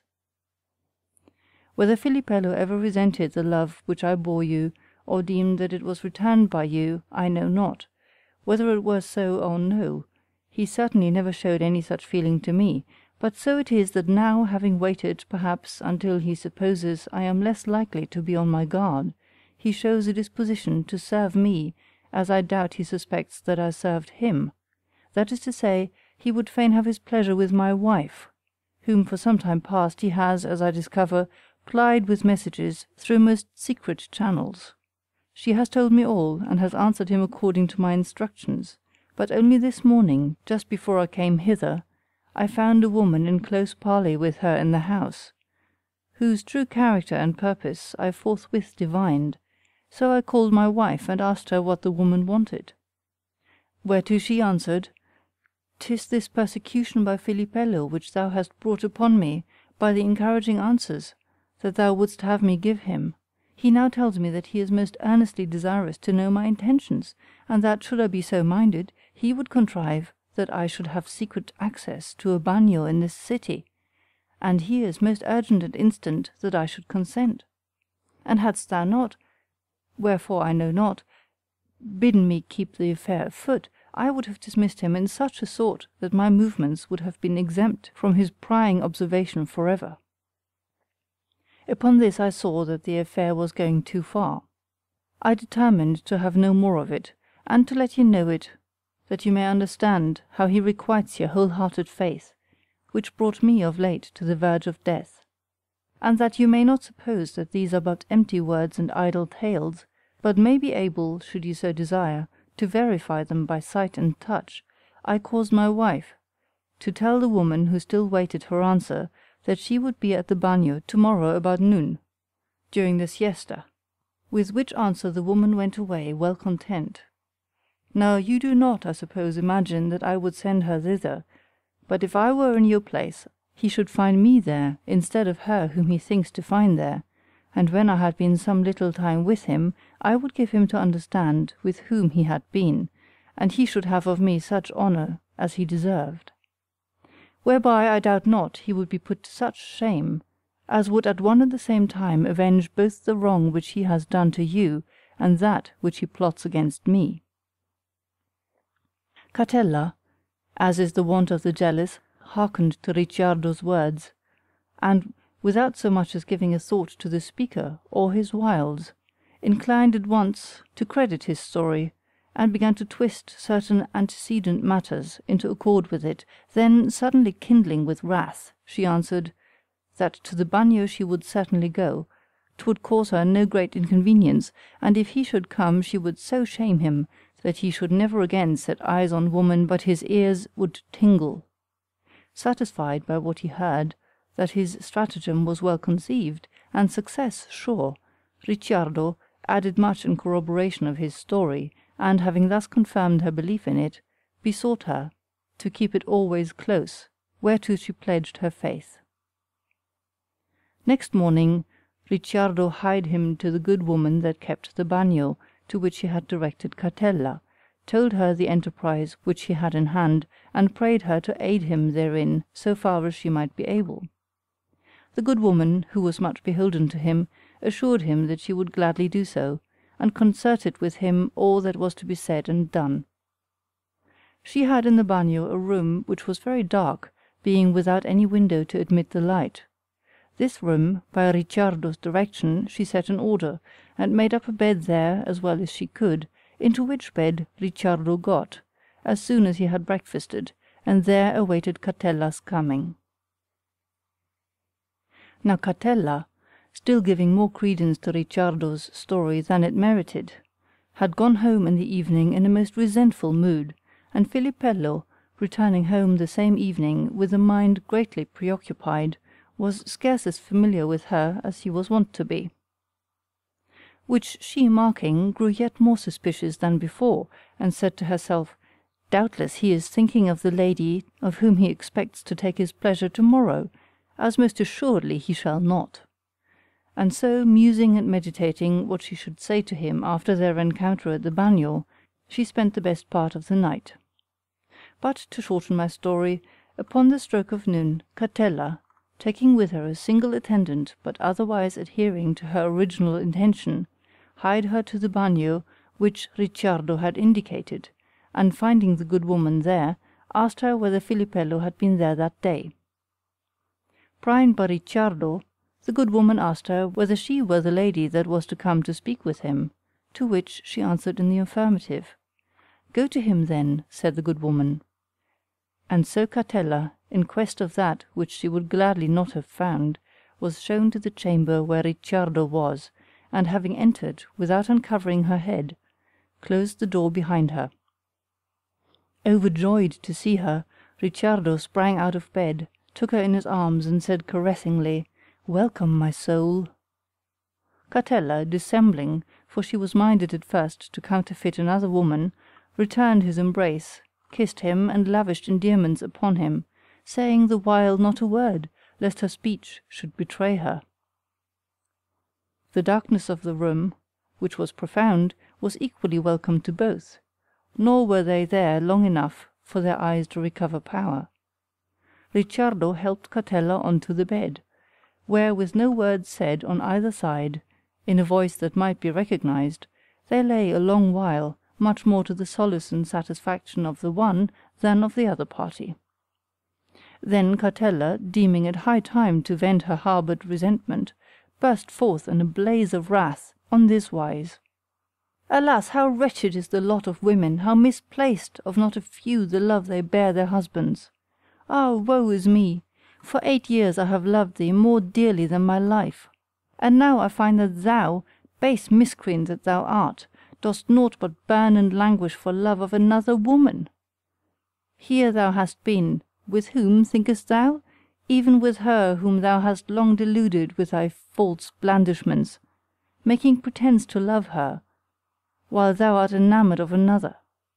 'Tis I, Cartella, not the wife of Ricciardo, false traitor that thou art. List if thou knowest my voice, 'tis I indeed. Ah, would we were but in the light! It seems to me 1,000 years till then, that I might shame thee as thou deservest, vile pestilent dog that thou art. Alas, woe is me! Such love as I have borne so many years, to whom? To this faithless dog, that, thinking to have a strange woman in his embrace, has in the brief while that I have been with him here lavished upon me more caresses and endearments than during all the forepast time that I have been his. A lively spark indeed art thou to-day, renegade dog, that showest thyself so limp and enervate and impotent at home. But God be praised, thou hast tilled thine own plot, and not another's, as thou didst believe. No wonder that last night thou heldest aloof from me. Thou wast thinking of scattering thy seed elsewhere, and wast minded to show thyself a lusty knight when thou shouldst join battle. But praise be to God and my sagacity, the water has nevertheless taken its proper course. Where is thy answer, culprit? Hast thou naught to say? Have my words struck thee dumb? God's faith! I know not why I forbear to pluck thine eyes out with my fingers. Thou thoughtest to perpetrate this treason with no small secrecy, but, by God, one is as knowing as another, thy plot has failed. I had better hounds on thy trail than thou didst think for. Ricciardo, inly delighted by her words, made no answer, but embraced and kissed her more than ever, and overwhelmed her with his endearments. So she continued her reproaches, saying, Ay, thou thinkest to cajole me with thy feigned caresses, wearisome dog that thou art, and so to pacify and mollify me, but thou art mistaken. I shall never be mollified, until I have covered thee with infamy in the presence of all our kinsfolk and friends and neighbours. Am I not, miscreant, as fair as the wife of Ricciardo Monutolo? Am I not as good a lady as she? Why dost not answer, vile dog? Wherein has she the advantage of me? Away with thee, touch me not. Thou hast done feats of arms more than enough for to-day. Well, I know that, now that thou knowest who I am, thou wilt wreak thy will on me by force. But by God's grace I will yet disappoint thee. I know not why I forbear to send for Ricciardo, who loved me more than himself, and yet was never able to boast that he had a single glance from me, nor know I why 'twere wrong to do so. Thou thoughtest to have his wife here, and 'tis no fault of thine that thou hadst her not. So if I had him, thou couldst not justly blame me. Enough had now been said. The lady's mortification was extreme, and as she ended, Ricciardo bethought him that, if he suffered her, thus deluded, to depart, much evil might ensue. He therefore resolved to make himself known, and disabuse her of her error. So, taking her in his arms, and clipping her so close that she could not get loose, he said, Sweet my soul, be not wroth. That which, while artlessly I loved, I might not have, love has taught me to compass by guile. Know that I am thy Ricciardo. At these words, and the voice, which she recognized, Cartella started, and would have sprung out of the bed, which being impossible, she essayed a cry, but Ricciardo laid a hand upon her mouth and closed it, saying, Madam, that which is done can never be undone, though you should cry out for the rest of your days, and should you in such or any other wise publish this matter to any, 2 consequences will ensue. In the first place, and this is a point which touches you very nearly, Your honour and fair fame will be blasted, for however you may say that I lured you hither by guile, I shall deny it, and affirm, on the contrary, that I induced you to come hither by promises of money and gifts, and that 'tis but because you are vexed, that what I gave you did not altogether come up to your expectations, that you make such a cry and clamour. And you know that folk are more prone to believe evil than good, and therefore I am no less likely to believe than you. The further consequence will be mortal enmity between your husband and me, and the event were as like to be that I killed him as that he killed me, which if I did, you would never more know joy or peace. Wherefore, heart of my body, do not at one and the same time bring your dishonour upon yourself, and set your husband and me at strife and in jeopardy of our lives. You are not the first, nor will you be the last, to be beguiled, nor have I beguiled you to rob you of aught, but for excess of love that I bear, and shall ever bear you, being your most lowly vassal. And though it is now a great while that I, and what I have and can and am worth, are yours, yet I am minded that so it shall be henceforth more than ever before. Your discretion in other matters is not unknown to me, and I doubt not 'twill be equally manifest in this. Ricciardo's admonitions were received by Catella with many a bitter tear, but though she was very wroth and very sad at heart, yet Ricciardo's true words so far commanded the assent of her reason that she acknowledged that 'twas possible they might be verified by the event. Wherefore she made answer, Ricciardo, I know not how God will grant me patience to bear the villainy and knavery which thou hast practised upon me, and though in this place, to which simplicity and excess of jealousy guided my steps, I raise no cry, rest assured that I shall never be happy, until in one way or another I know myself avenged of that which thou hast done to me. Wherefore unhand me, let me go. Thou hast had the desire of me, and hast tormented me to thy heart's content. 'Tis time to release me, let me go, I pray thee. But Ricciardo, seeing that she was still much ruffled in spirit, was resolved not to let her go until he made his peace with her. So he addressed himself to soothe her, and by dint of most dulcet phrases, and entreaties and adjurations, he did at last prevail with her to give him her pardon. Nay, by joint consent they tarried there a great while, to the exceeding great delight of both. Indeed the lady, finding her lover's kisses smack much better than those of her husband, converted her asperity into sweetness, and from that day forth cherished a most tender love for Ricciardo, whereof, using all circumspection, they many a time had solace. God grant us solace of ours. End of Day 3, the 6th Story. Day 3, the 7th Story. Tebaldo, being in disfavour with his lady, departs from Florence. He returns thither after a while in the guise of a pilgrim, has speech of his lady, and makes her sensible of her fault. Her husband, convicted of slaying him, he delivers from peril of death, reconciles him with his brothers, and thereafter discreetly enjoys his lady. So ceased Fiammetta, and, when all had bestowed on her their meed of praise, the queen, to lose no time, forthwith bade Emilia resume the narration. So thus Emilia began.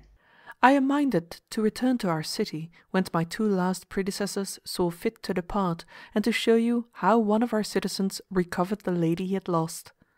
Know then that there was in Florence a young noble, his name Tebaldo Elisei, who, being beyond measure enamoured of a lady hight Monna Ermelina, wife of one Aldobrandino Palermini, and by reason of his admirable qualities richly deserving to have his desire, found fortune nevertheless adverse, as she is wont to be to the prosperous.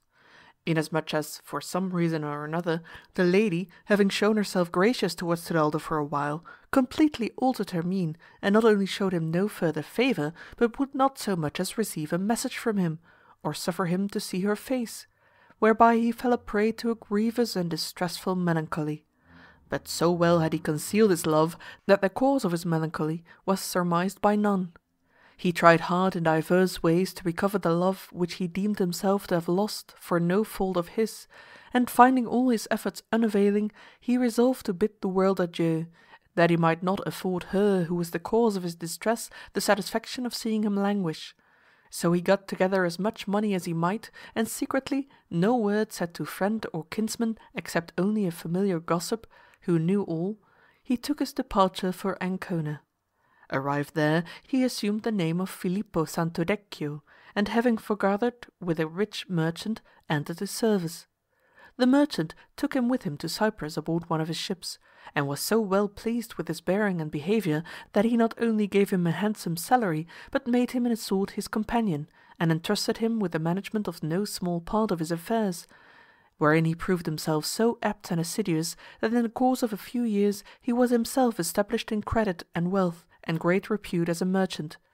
7 years thus passed, during which, albeit his thoughts frequently reverted to his cruel mistress, and sorely love smote him, and much he yearned to see her again, yet such was his firmness that he came off conqueror, until one day in Cyprus it so befell that there was sung in his hearing a song that he had himself composed, and of which the theme was the mutual love that was between his lady and him, and the delight that he had of her.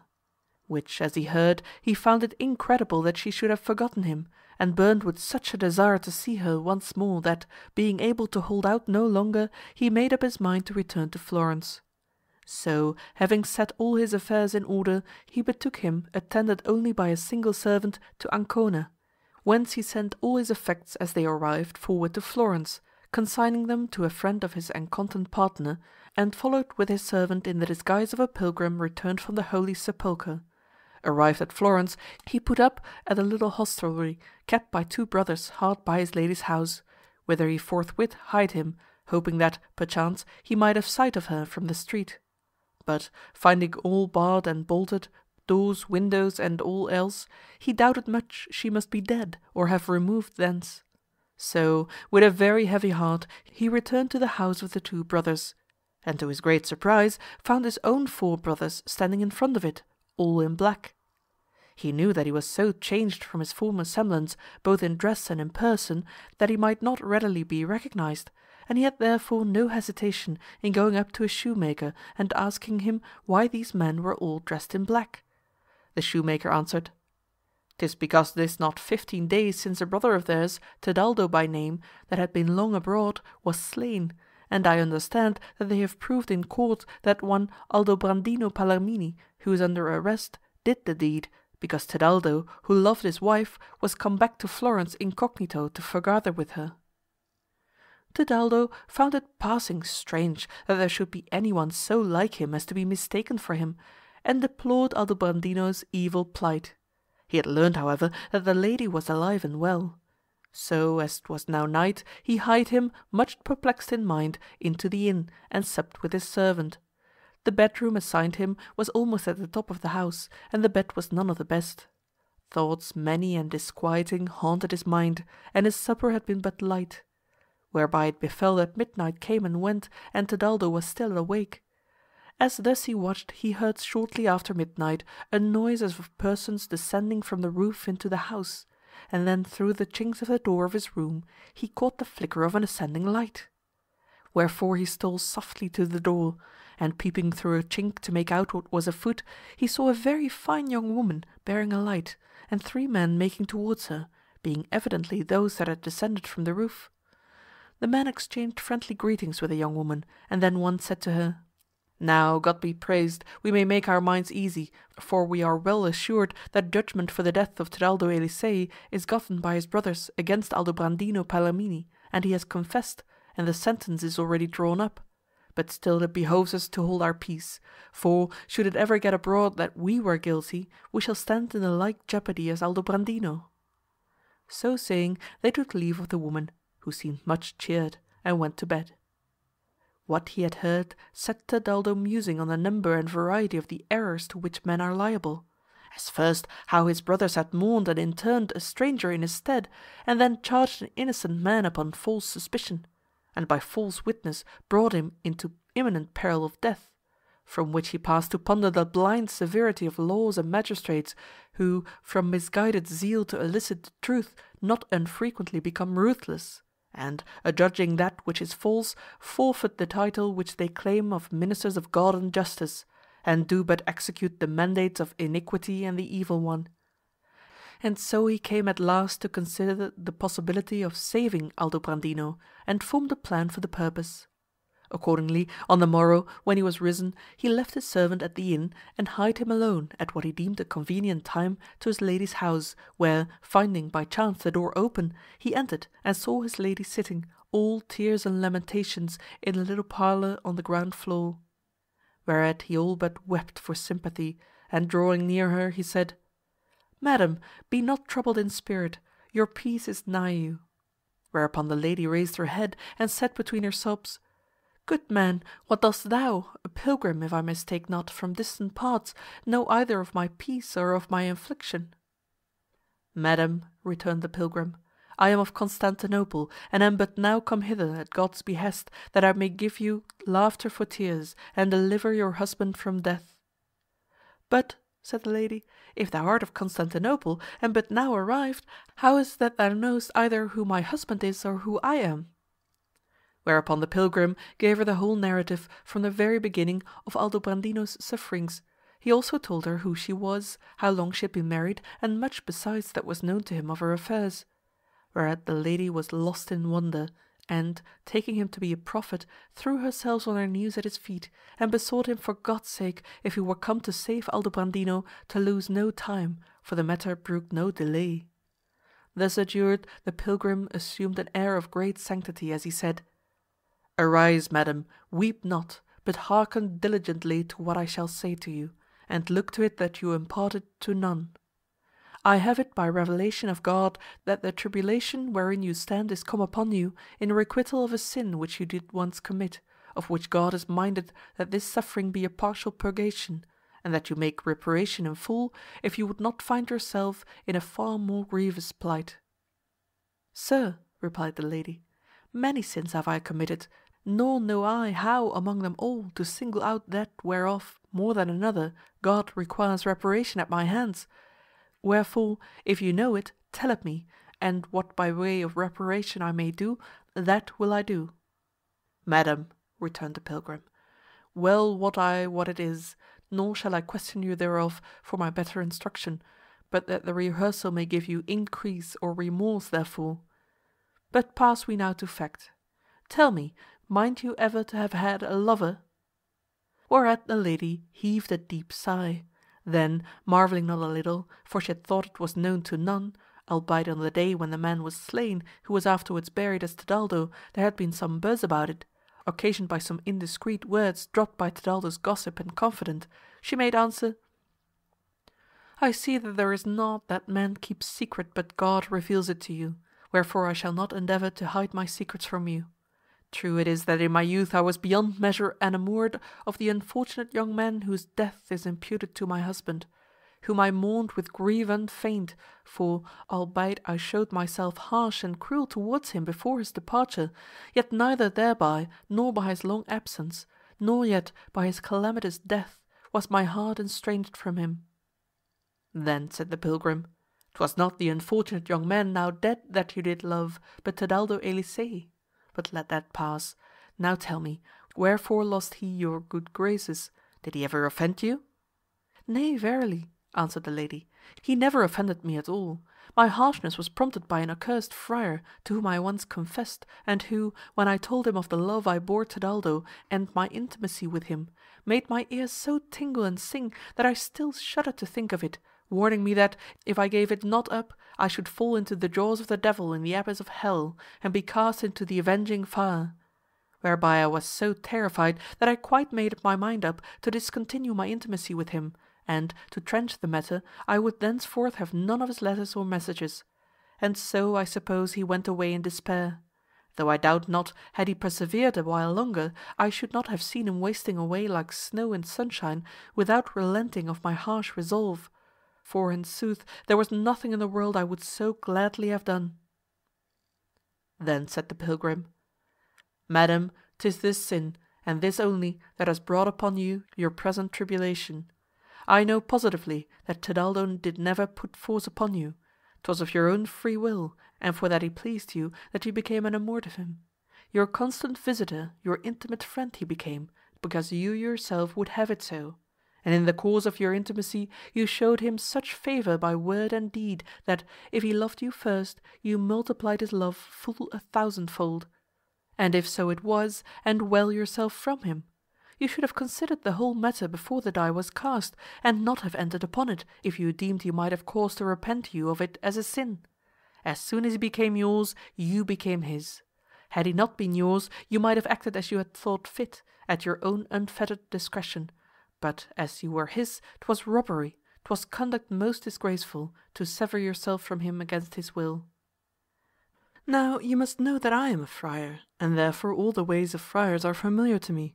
Nor does it misbecome me, as it might another, to speak for your behoof somewhat freely of them, as I am minded to do, that you may have better understanding of them in the future than you would seem to have had in the past. Time was when the friars were most holy and worthy men, but those who today take the name and claim the reputation of friars have naught of the friar save only the habit. Nay, they have not even that, for whereas their founders ordained that their habits should be straight, of a sorry sort, and of coarse stuff, apt symbols of a soul, that in arraying the body in so mean a garb did despite to all things temporal, our modern friars will have them full, and double, and resplendent, and of the finest stuff, and of a fashion goodly and pontifical, wherein without shame they flaunt it like peacocks in the church, in the piazza, even as do the laity in their robes. And as the fisherman casts his net into the stream with intent to take many fish at one throw, so it is the main solicitude and study, art and craft of these friars to embrace and entangle within the ample folds of their vast swelling skirts beguines, widows, and other foolish women, ay, and men likewise in great number. Wherefore, to speak with more exactitude, the friars of today have naught of the habit of the friar, save only the colour thereof. And whereas the friars of old time sought to win men to their salvation, those of today seek to win their women and their wealth. Wherefore they have made it and make it their sole concern by declamation and imagery to strike terror into the souls of fools, and to make believe that sins are purged by alms and masses, to the end that they, base wretches that have fled to friarage not to ensue holiness but to escape hardship, may receive from this man bread, from that man wine, and from the other man a donation for masses for the souls of his dead. True indeed it is that sins are purged by almsgiving and prayer, but did they who give the alms know, did they but understand to whom, or throw them to so many pigs? And, knowing that the fewer be they that share great riches, the greater their ease, 'tis the study of each how best by declamation and intimidation to oust others from that whereof he would fain be the sole owner. They censure lust in men, that they turning therefrom, the sole use of their women may remain to the censors. They condemn usury and unlawful gains, that, being entrusted with the restitution thereof, they may be able to enlarge their habits, and to purchase bishoprics and other great preferments with the very money which they have made believe must bring its possessor to perdition. And when they are taxed with these and many other discreditable practices, they deem that there is no censure, however grave, of which they may not be quit by their glib formula, "Follow our precepts, not our practice," as if it were possible that the sheep should be of a more austere and rigid virtue than the shepherds. And how many of these, whom they put off with this formula, understand it not in the way in which they enunciate it, not a few of them know. The friars of today would have you follow their precepts, that is to say, they would have you fill their purses with coin, confide to them your secrets, practice continence, be long-suffering, forgive those that trespass against you, keep yourselves from evil speaking, all which things are good, seemly, holy. But to what end? To the end that they may be able to do that which, if the laity do it, they will not be able to do. Who knows not that idleness cannot subsist without money? Spend thy money on their pleasures, and the friar will not be able to live in sloth in his order. Go after women, and there will be no place for the friar. Be not long-suffering, pardon not the wrongdoer, and the friar will not dare to cross thy threshold to corrupt thy family. But wherefore pursue I the topic through every detail? They accuse themselves as often as they so excuse themselves in the hearing of all that have understanding. Why seclude they not themselves, if they misdoubt their power to lead continent and holy lives? Or, if they must needs not live as recluses, why follow they not that other holy text of the Gospel, Christ began to do and to teach? Let them practice first, and school us with their precepts afterwards. 1,000 such have I seen in my day, admirers, lovers, philanderers, not of ladies of the world alone, but of nuns, aye, and they too such as made the most noise in the pulpit. Is it such as they that we are to follow? He that does so pleases himself, but God knows if he do wisely. But assume that herein we must allow that your censor, the friar, spoke truth, to wit, that none may break the marriage vow without very grave sin. What then? To rob a man, to slay him, to make of him an exile and a wanderer on the face of the earth, are not these yet greater sins? None will deny that so they are. A woman that indulges herself in the intimate use with a man commits but a sin of nature, but if she rob him, or slay him, or drive him out into exile, her sin proceeds from depravity of spirit. That you did rob Tedaldo, I have already shown you, in that, having of your own free will become his, you reft you from him. I now go further and say that, so far as in you lay, you slew him, seeing that, showing yourself ever more and more cruel, you did your utmost to drive him to take his own life, and in the law's intent he that is the cause that wrong is done is as culpable as he that does it. Nor is it deniable that you were the cause that for 7 years he has been an exile and a wanderer upon the face of the earth. Wherefore upon each of the said 3 articles you are found guilty of a greater crime than you committed by your intimacy with him. But consider we the matter more closely. Perchance Tedaldo merited such treatment. Nay, but assuredly it was not so. You have yourself so confessed. Besides which, I know that he loves you more dearly than himself.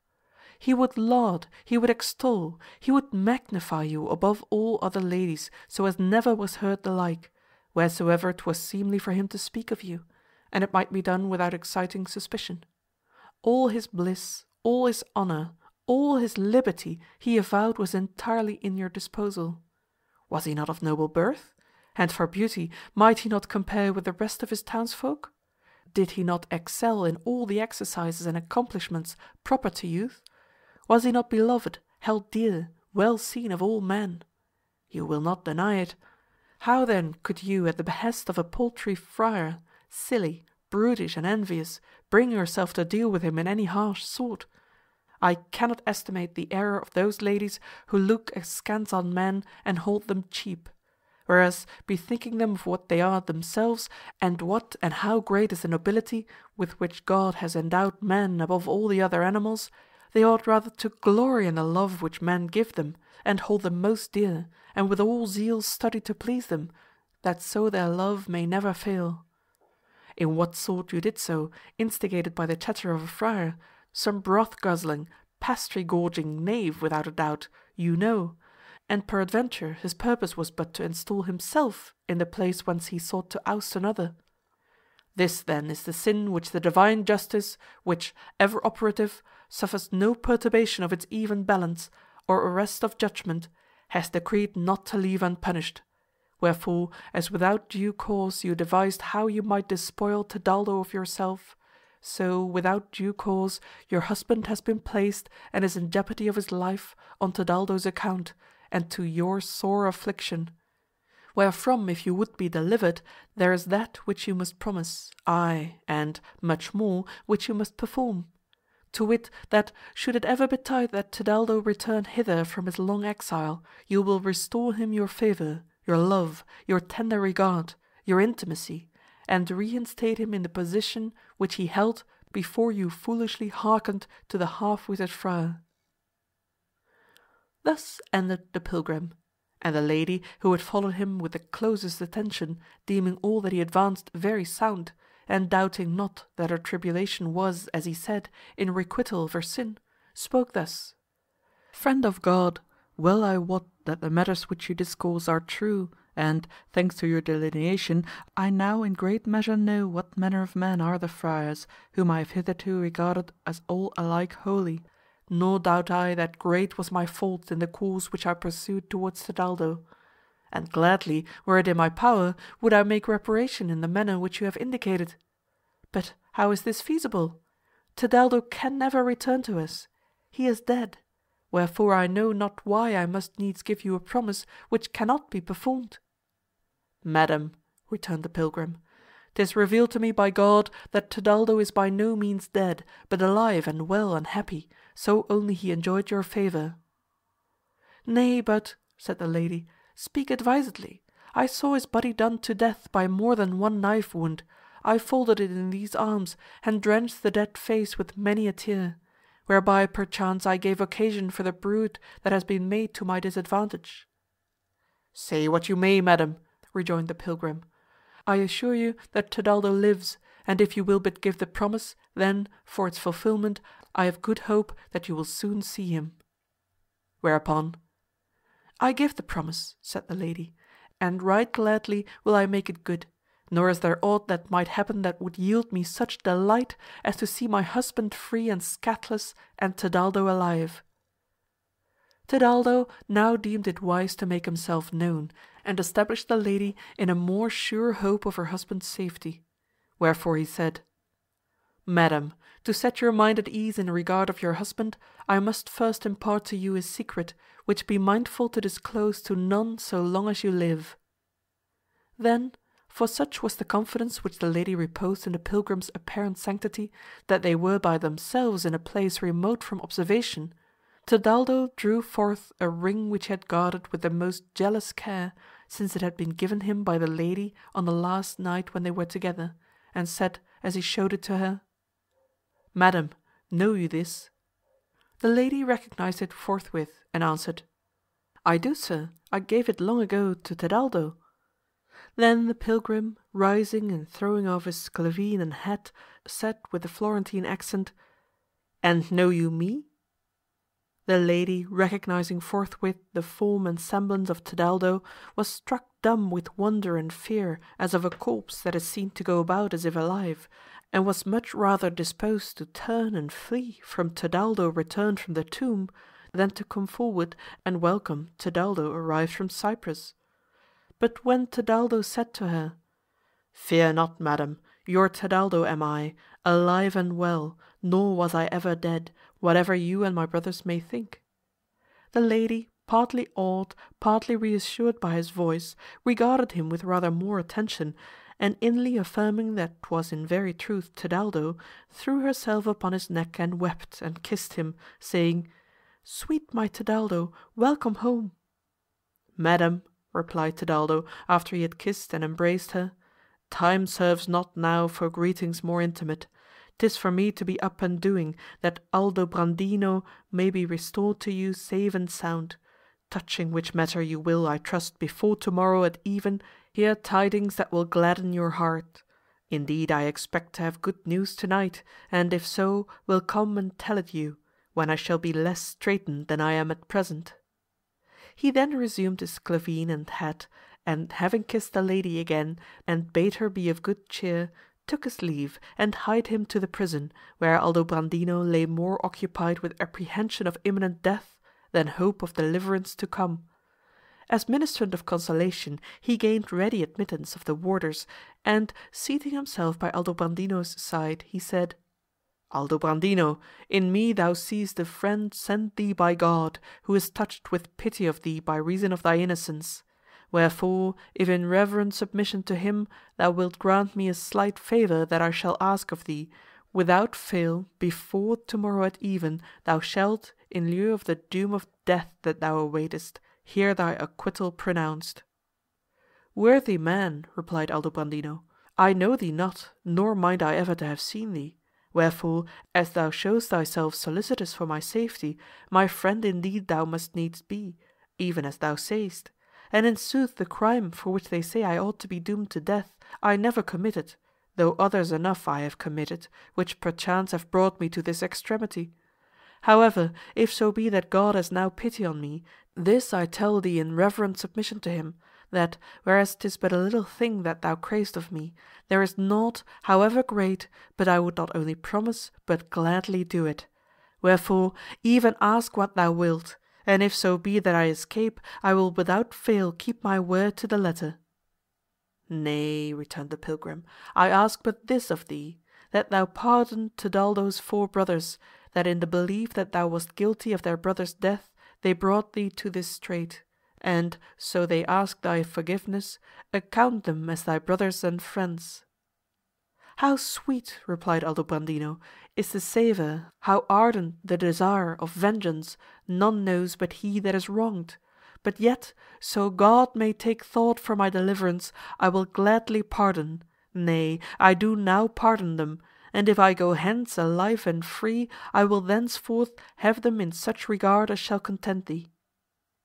Satisfied with this answer, the pilgrim, without further parley, heartily exhorted Aldobrandino to be of good cheer, assuring him that, before the next day was done, he should be certified beyond all manner of doubt of his deliverance.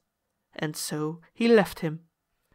On quitting the prison, the pilgrim hied him forthwith to the signory, and being closeted with the knight that was in charge, thus spoke: "My lord, 'tis the duty of all, and most especially of those who hold your place, zealously to bestir themselves that the truth be brought to light, in order as well that those bear not the penalty who have not committed the crime, as that the guilty be punished. And that this may come to pass to your honour and the undoing of the delinquent, I am come hither to you. You wot that you have dealt rigorously with Aldobrandino Palermini, and have found, as you think, that 'twas he that slew Tidaldo Elisei, and you are about to condemn him, wherein you are most certainly in error, as I doubt not before midnight to prove to you, delivering the murderers into your hands." The worthy knight, who was not without pity for Aldobrandino, readily gave ear to the pilgrim's words. He conversed at large with him, and availing himself of his guidance, made an easy capture of the 2 brothers that kept the inn and their servant in their first sleep. He was about to put them to the torture to elicit the true state of the case, when, their courage failing, they confessed without the least reserve, severally at first and then jointly, that 'twas they that had slain Tidaldo Elisei, not knowing who he was. Asked for why, they answered that 'twas because he had sorely harassed the wife of one of them, and would have constrained her to do his pleasure while they were out of doors. Whereof the pilgrim was no sooner apprised than by leave of the knight he withdrew, and hied him privily to the house of Madonna Ermelina, whom, the rest of the household being gone to bed, he found awaiting him alone, and equally anxious for good news of her husband and a complete reconciliation with her Tidaldo. On entering, he blithely exclaimed, "Rejoice, dearest my lady, for thou mayst rest assured that tomorrow thou shalt have thy Aldobrandino back here safe and sound." And to confirm her faith in his words, he told her all that he had done. Greater joy was never woman's than hers of 2 such glad surprises, to wit, to have Tidaldo with her alive again, whom she had wailed for verily dead, and to know Aldobrandino, whom she had thought in no long time to wail for dead, now out of jeopardy. Wherefore, when she had affectionately embraced and kissed her Tidaldo, they hied them to bed together, and with hearty good will made gracious and gladsome consummation of their peace by interchange of sweet solace. With the approach of day, Tidaldo rose, and having first apprised the lady of his purpose and enjoined her, as before, to keep it most secret, resumed his pilgrim's habit and sallied forth of her house, to be ready, as occasion should serve, to act in Aldobrandino's interest. As soon as 'twas day, the signory, deeming themselves amply conversant with the affair, set Aldobrandino at large, and a few days later they caused the malefactors to be beheaded in the place where they had done the murder.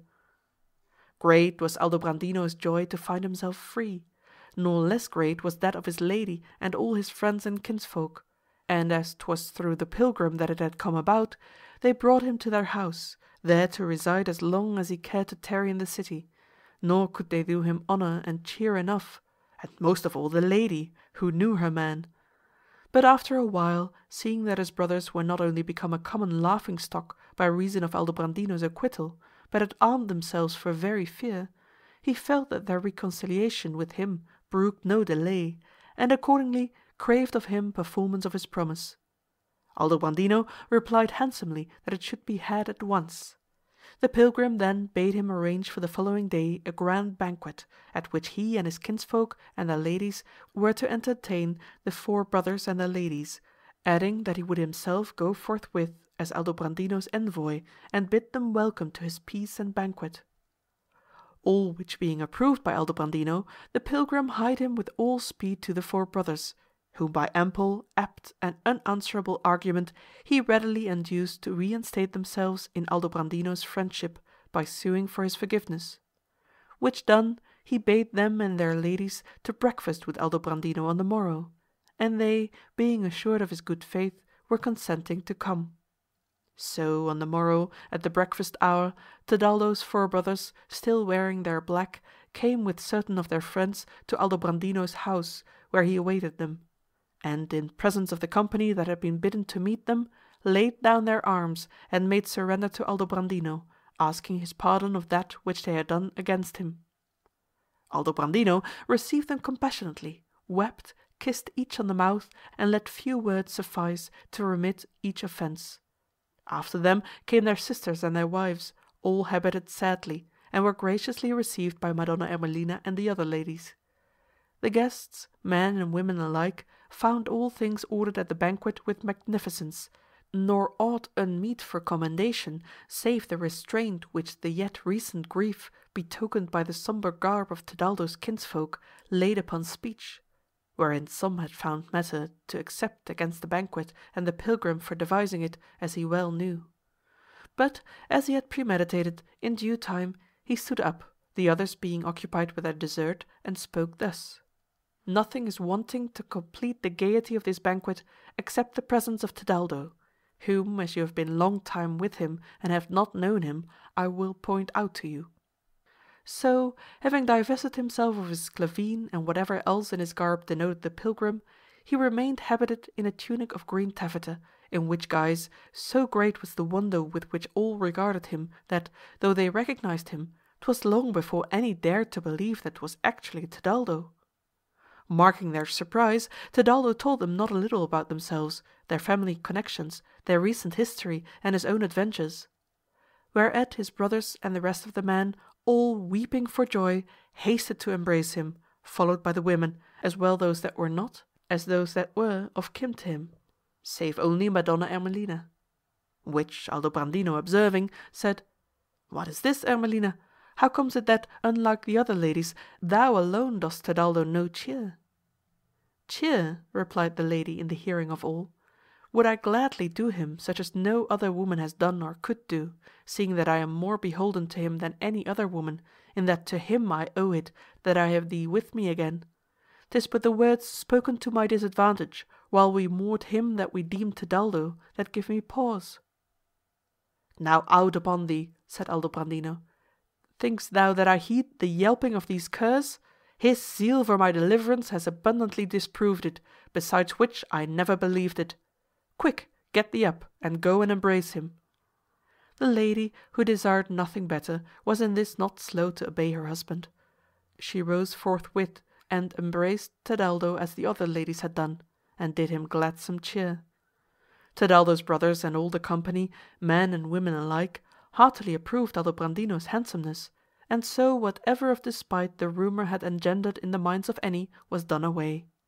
And now that all had done him cheer, Tedaldo with his own hands rent his brothers' suits of black upon their backs, as also the sad-hued garments which his sisters and sisters-in-law wore, and bade bring other apparel. Which when they had donned, there was no lack of singing, dancing, and other sorts of merrymaking, whereby the banquet, for all its subdued beginning, had a sonorous close. Then, just as they were, in the blithest of spirits, they hied them all to Tedaldo's house, where in the evening they supped, and in this manner they held festival for several days. 'Twas some time before the Florentines ceased to look on Tedaldo as a portent, as if he were risen from the dead, and the shadow of doubt whether he were really Tedaldo or no continued to lurk in the minds of not a few, including even his brothers. they had no assured belief, and in that frame had perchance long continued, but for a casual occurrence that showed them who the murdered man was. It so befell that one day some men-at-arms from Luigina passed by their house, and seeing Tebaldo, accosted him, saying, "Good morrow to thee, fagiolo."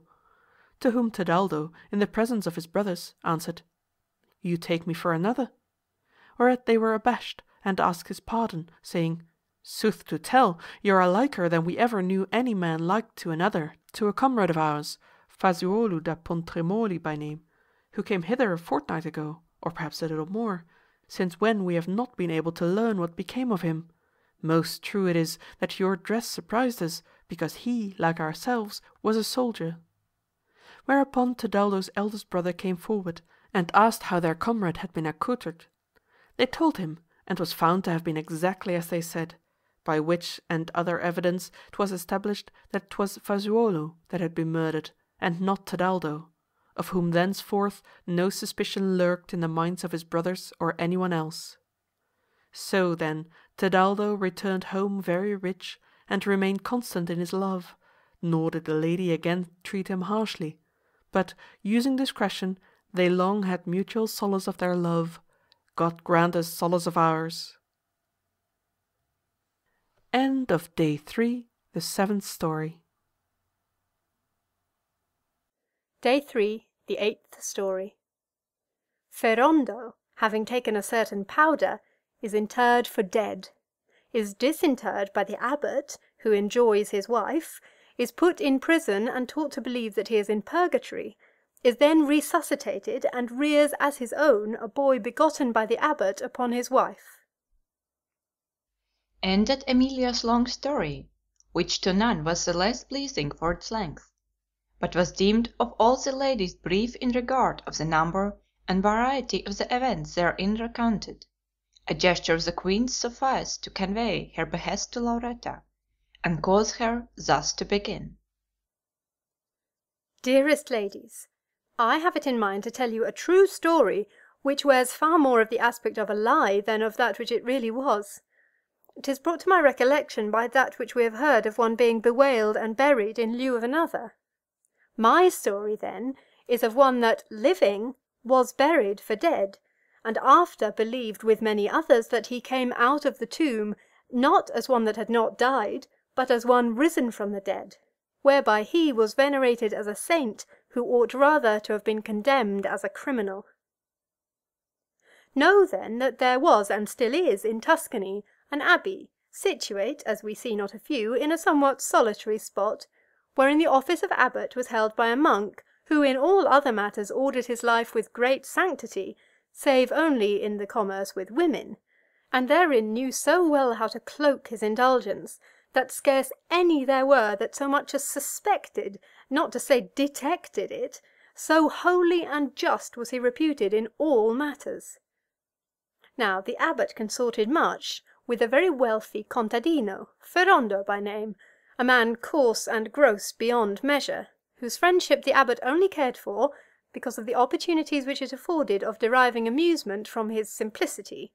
And during their intercourse the abbot discovered that Ferrando had a most beautiful wife, of whom he became so hotly enamoured that he could think of naught else either by day or by night. But learning that however simple and inept in all other matters, Ferrando showed excellent good sense in cherishing and watching over this wife of his, he almost despaired. However, being very astute, he prevailed so far with Ferrando that he would sometimes bring his wife with him to take a little recreation in the abbey garden, where he discoursed to them with all lowliness of the blessedness of life eternal, and the most pious works of many men and women of times past, insomuch that the lady conceived a desire to confess to him, and craved and had Ferrando's leave therefore. So, to the abbot's boundless delight, the lady came and seated herself at his feet to make her confession, whereto she prefixed the following exordium: "If God, sir, had given me a husband, or had not permitted me to have one, perchance 'twould be easy for me under your guidance to enter the way of which you have spoken that leads to life eternal. But considering what manner of man Ferrando is, and his stupidity, I may call myself a widow while yet I am married, in that so long as he lives I may have no other husband, and he, fool that he is without the least cause so inordinately jealous of me that 'tis not possible but that my life with him be one of perpetual tribulation and woe. Wherefore, before I address myself to make further confession, I in all humility beseech you to be pleased to give me some counsel of this matter, for here or nowhere is to be found the source of the amelioration of my life, and if it be not found, neither confession nor any other good work will be of any avail." The abbot was overjoyed to hear her thus speak, deeming that fortune had opened a way to the fulfilment of his heart's desire. Wherefore he said, "My daughter, I doubt not that 'tis a great affliction to a lady, fair and delicate as you are, to have a fool for a husband, and still more so that he should be jealous, and as your husband is both the one and the other, I readily credit what you say of your tribulation. But, to come to the point, I see no resource or remedy in this case, save only this, that Ferrando be cured of his jealousy. The medicine that shall cure him I know very well how to devise, but it behoves you to keep secret what I am about to tell you." "Doubt not of it, my father," said the lady, "for I had rather suffer death than tell any aught that you forbade me to tell. But the medicine, how is it to be devised?" "If we would have him cured," replied the abbot, "it can only be by his going to purgatory." "And how may that be?" returned the lady. "Can he go thither while he yet lives?" "He must die," answered the abbot, "and so he will go thither, and when he has suffered pain enough to be cured of his jealousy, we have certain prayers with which we will supplicate God to restore him to life, and he will do so." "Then," said the lady, "am I to remain a widow?" "Yes," replied the abbot, "for a certain time, during which you must be very careful not to let yourself be married to another, because 'twould offend God, and when Ferrando was restored to life, you would have to go back to him, and he would be more jealous than ever." "Be it so then," said the lady, "if he be but cured of his jealousy, and so I be not doomed to pass the rest of my days in prison, I shall be content. Do as ye think best." "And so will I," said the abbot. "But what reward shall I have for such a service?" "My father," said the lady, "what you please, so only it be in my power. But what may the like of me do that may be acceptable to a man such as you?" "Madam," replied the abbot, "'tis in your power to do no less for me than I am about to do for you. As that which I am minded to do will ensure your comfort and consolation, so there is that which you may do which will be the deliverance and salvation of my life." "If it be so," said the lady, "I shall not be found wanting." "In that case," said the abbot, "you will give me your love, and gratify my passion for you, with which I am all afire, and wasting away." Whereto the lady, all consternation, replied, "Alas, my father, what is this you crave? I took you for a holy man. Now does it beseem holy men to make such overtures to ladies that come to them for counsel?" "Marvel not, fair my soul," returned the abbot. "Hereby is my holiness in no wise diminished, for holiness resides in the soul, and this which I ask of you is but a sin of the flesh. But however it may be, such is the might of your bewitching beauty that love constrains me thus to act. And let me tell you, good cause have you to vaunt you of your beauty more than other women, in that it delights the saints, who are used to contemplate celestial beauties. Whereto I may add that, albeit I am an abbot, yet I am a man, even as others, and, as you see, not yet old. Nor need this matter seem formidable to you, but rather to be anticipated with pleasure. For while Ferrando is in purgatory, I shall be your nightly companion, and will give you such solace as he should have given you. Nor will it ever be discovered by any, for all think of me, even as you did a while ago, or even more so. Reject not the grace that God accords you, for 'tis in your power to have, and if you are wise and follow my advice, you shall have that which women not a few desire in vain to have. And moreover I have jewels fair and rare, which I am minded shall be yours and none others. Wherefore, sweet my hope, deny me not due guerdon of the service which I gladly render you." The lady, her eyes still downcast, knew not how to deny him, and yet scrupled to gratify him. Wherefore the abbot, seeing that she had hearkened and hesitated to answer, deemed that she was already half won, and following up what he had said with much more to the like effect, did not rest until he had persuaded her that she would do well to comply. And so with some confusion she told him that she was ready to obey his every behest, but it might not be until Ferrando was in purgatory. The abbot, well content, replied, "And we will send him thither forthwith. Do but arrange that he come hither to stay with me to-morrow or the day after." Which said, he slipped a most beautiful ring on her finger, and dismissed her. Pleased with the gift, and expecting more to come, the lady rejoined her attendants, with whom she forthwith fell a talking marvellous things of the abbot's sanctity, and so went home with them. Some few days after, Ferrando being come to the abbey, the abbot no sooner saw him than he resolved to send him to purgatory. So he selected from among his drugs a powder of marvellous virtue, which he had gotten in the Levant from a great prince, who averred that 'twas wont to be used by the old man of the mountain, when he would send any one to or bring him from his paradise, and that, without doing the recipient any harm, 'twould induce in him, according to the quantity of the dose, a sleep of such duration and quality, that while the efficacy of the powder lasted, none would deem him to be alive.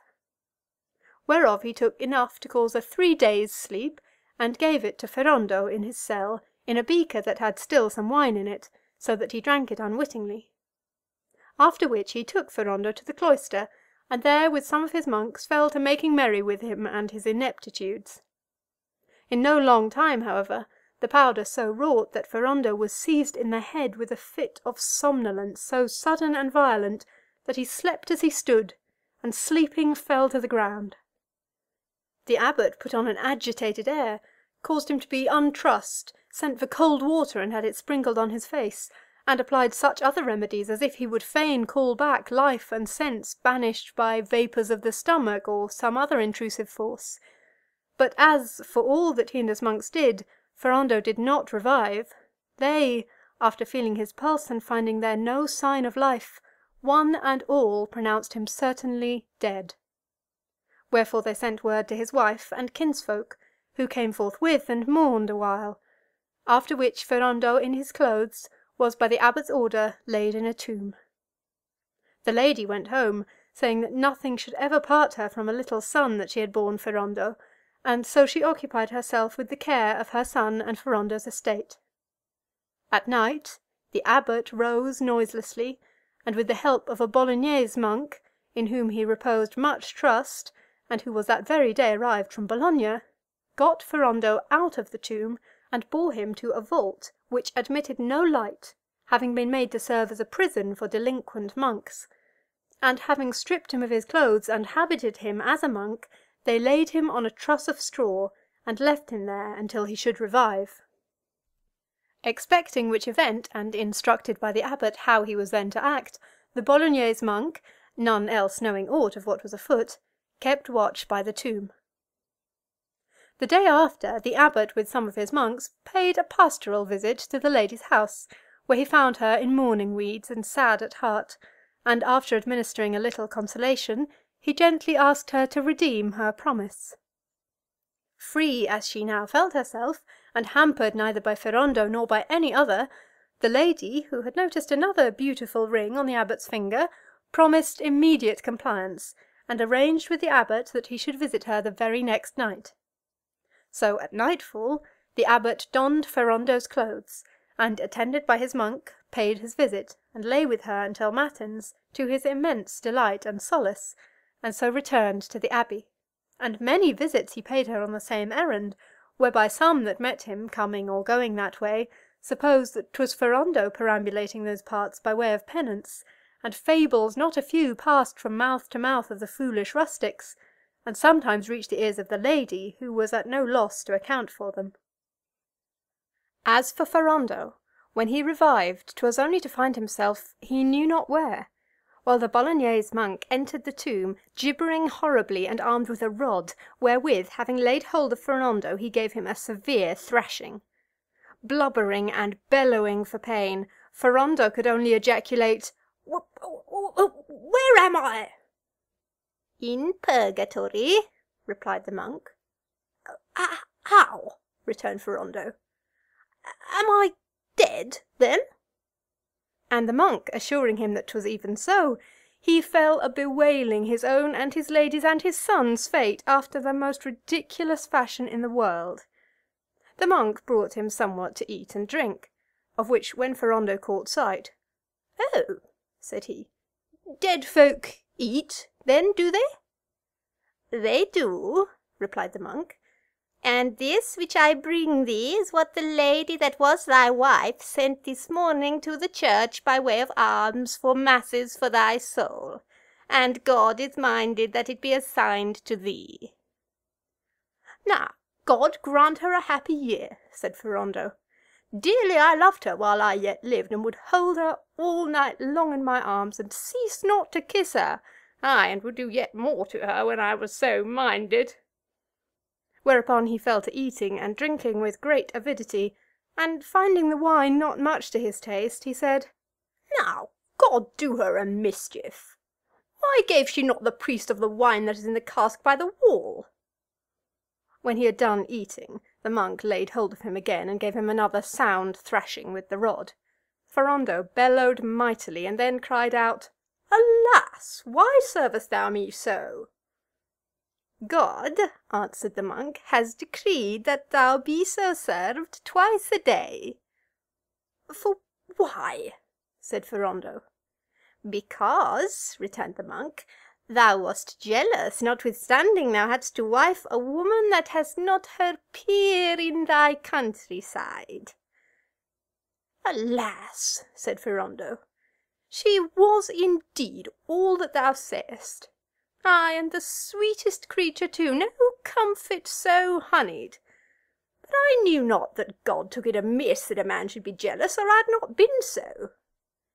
"Of that," replied the monk, "thou shouldst have bethought thee while thou wast there, and have amended thy ways, and should it fall to thy lot ever to return thither, be sure that thou so lay to heart the lesson that I now give thee, that thou be no more jealous." "Oh," said Ferrando, "dead folk sometimes return to earth, do they?" "They do," replied the monk, "if God so will."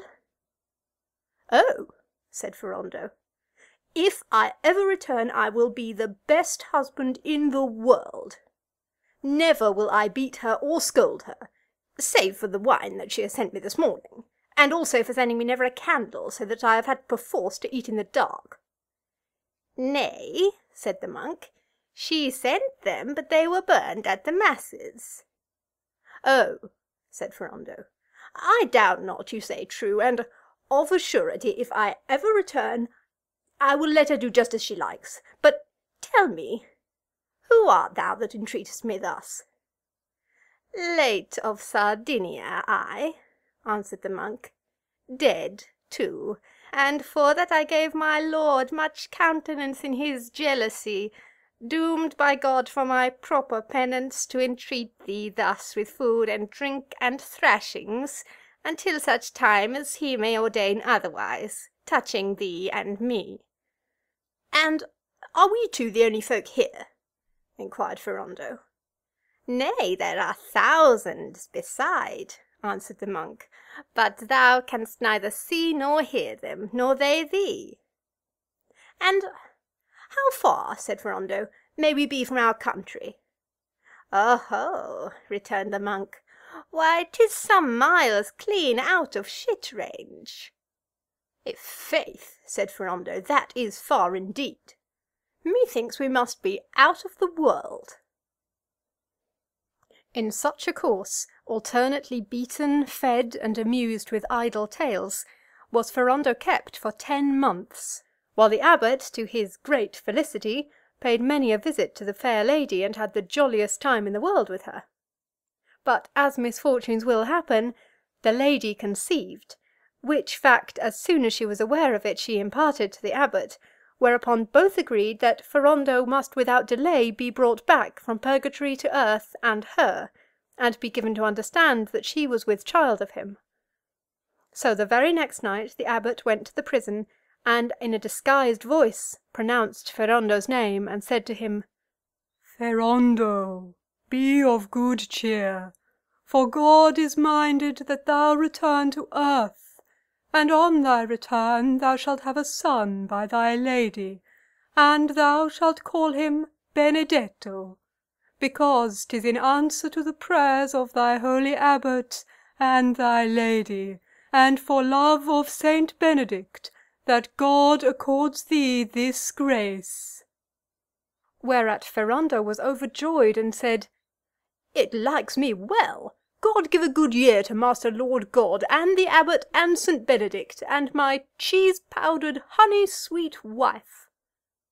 Then, in the wine that he sent him, the abbot administered enough of the powder to cause him to sleep for 4 hours, and so, with the aid of the monk, having first habited him in his proper clothes, he privily conveyed him back to the tomb in which he had been buried.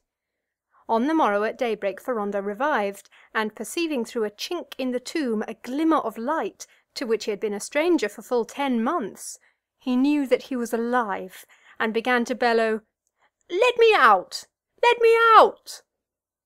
Then, setting his head to the lid of the tomb, he heaved amain, whereby the lid, being insecure, started, and he was already thrusting it aside when the monks, matins being now ended, ran to the spot and recognized Ferrando's voice, and saw him issue from the tomb, by which unwonted event they were all so affrighted that they took to flight, and hied them to the abbot, who, rising as if from prayer, said, "Sons, be not afraid. Take the cross and the holy water, and follow me, and let us see what sign of his might God will vouchsafe us." And so he led the way to the tomb, beside which they found Ferrando standing, deathly pale by reason of his long estrangement from the light. On sight of the abbot he ran and threw himself at his feet, saying, "My father, it has been revealed to me that 'tis to your prayers, and those of St. Benedict and my lady, that I owe my release from purgatorial pain and restoration to life. Wherefore 'tis my prayer that God give you a good year and good calends to-day and all days." "Laud we the power of God," said the abbot. "Go then, son, as God has restored thee to earth, comfort thy wife, who since thou didst depart this life has been ever in tears, and mayst thou live henceforth in the love and service of God." "Sir," answered Ferrando, "'tis well said, and for the doing, trust me that as soon as I find her I shall kiss her, such is the love I bear her." So saying, he went his way, and the abbot, left alone with his monks, made as if he marvelled greatly at the affair, and caused devoutly chant the Miserere. So Ferrando returned to his hamlet, where all that saw him fleeing, as folk are wont to flee from spectacles of horror, he called them back, asseverating that he was risen from the tomb. His wife at first was no less timorous, but as folk began to take heart of grace, perceiving that he was alive, they plied him with many questions, all which he answered as one that had returned with ripe experience, and gave them tidings of the souls of their kinsfolk, and told of his own invention the prettiest fables of the purgatorial state, and in full folk-moot recounted the revelation vouchsafed him by the mouth of Ragnolo Brachiello before his resuscitation. Thus was Ferrando reinstated in his property, and reunited to his wife, who, being pregnant, as he thought by himself, chanced by the time of her delivery to countenance the vulgar error that the woman must bear the infant in the womb for exactly 9 months, and gave birth to a male child, who was named Benedetto Ferrandi. Ferrando's return from purgatory, and the report he brought thence, immeasurably enhanced the fame of the abbot's holiness. So Ferrando, cured of his jealousy by the thrashings which he had gotten for it, verified the abbot's prediction, and never offended the lady again in that sort. wherefore she lived with him, as before, in all outward seemliness, albeit she failed not, as occasion served, to foregather with the holy abbot, who had so well and sedulously served her in her especial need. End of Day 3, the 8th Story.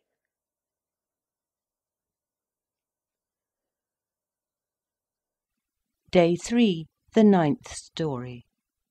Gillette of Narbonne cures the King of France of a fistula, craves for spouse Bertrand de Roussillon, who marries her against his will, and hies him in despite to Florence, where, as he courts a young woman, Gillette lies with him in her stead, and has 2 sons by him. For which cause he afterwards takes her into favour, and entreats her as his wife. Lauretta's story being ended, and the queen being minded not to break her engagement with Dioneo, it was now her turn to speak. Wherefore, without awaiting the call of her subjects, thus with mien most gracious, she began. Now that we have heard Lauretta's story, who shall tell any to compare with it for beauty? Lucky indeed was it that she was not the first, for few that followed would have pleased, and so, I misdoubt me, 'twill fare ill with those that remain to complete the day's narration. However, for what it may be worth, I will tell you a story which seems to me germane to our theme. Know then that in the realm of France there was a gentleman, Isnard, Comte de Roussillon by name, who being in ill health, kept ever in attendance on him a physician, one Master Gérard of Narbonne. The said Count had an only son, named Bertrand, a very fine and winsome little lad, with whom were brought up other children of his own age, among them the said physician's little daughter Gillette, who with a love boundless and ardent out of all keeping with her tender years, became enamoured of this Bertrand. And so, when the Count died, and his son, being left a ward of the king, must needs go to Paris, the girl remained beside herself with grief, and, her father dying soon after, would gladly have gone to Paris to see Bertrand, might she but have found a fair excuse. But no decent pretext could she come by, being left a great and sole heiress, and very closely guarded. So, being come of marriageable age, still cherishing Bertrand's memory, she rejected not a few suitors, to whom her kinsfolk would fain have married her, without assigning any reason. Now, her passion waxing ever more ardent for Bertrand, as she learned that he was grown a most goodly gallant, tidings reached her that the King of France, in consequence of a tumour which he had had in the breast, and which had been ill tended, was now troubled with a fistula, which occasioned him extreme distress and suffering. Nor had he as yet come by a physician that was able, though many had essayed, to cure him, but had rather grown worse under their hands, wherefore in despair he was minded no more to have recourse to any for counsel or aid. Whereat the damsel was overjoyed, deeming not only that she might find therein lawful occasion to go to Paris, but that if the disease was what she took it to be, it might well betide that she should be wedded to Bertrand. So, for not a little knowledge had she gotten from her father, she prepared a powder from certain herbs serviceable in the treatment of the supposed disease, and straightway took horse and hied her to Paris. Arrived there, she made it her first concern to have sight of Bertrand, and then, having obtained access to the king, she besought him of his grace to show her his disease. The king knew not how to refuse so young, fair, and winsome a damsel, and let her see the place. Whereupon, no longer doubting that she should cure him, she said, "Sire, so please you, I hope in God to cure you of this malady within 8 days, without causing you the least distress or discomfort." The king only scoffed at her words, saying to himself, "How should a damsel have come by a knowledge and skill that the greatest physicians in the world do not possess?"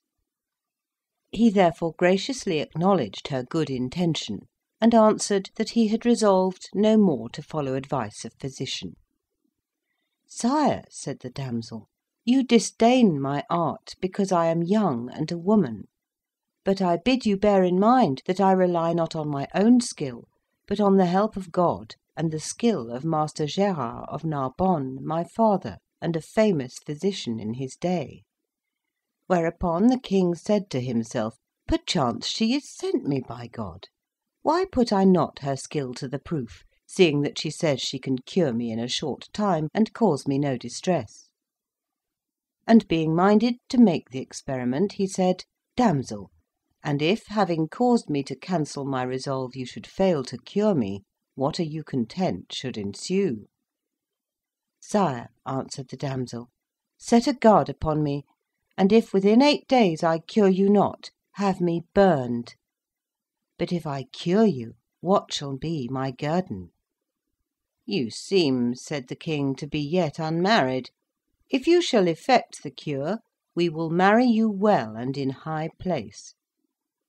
"Sire," returned the damsel, "well content indeed am I that you should marry me, so it be to such a husband as I shall ask of you, save that I may not ask any of your sons, or any other member of the royal house."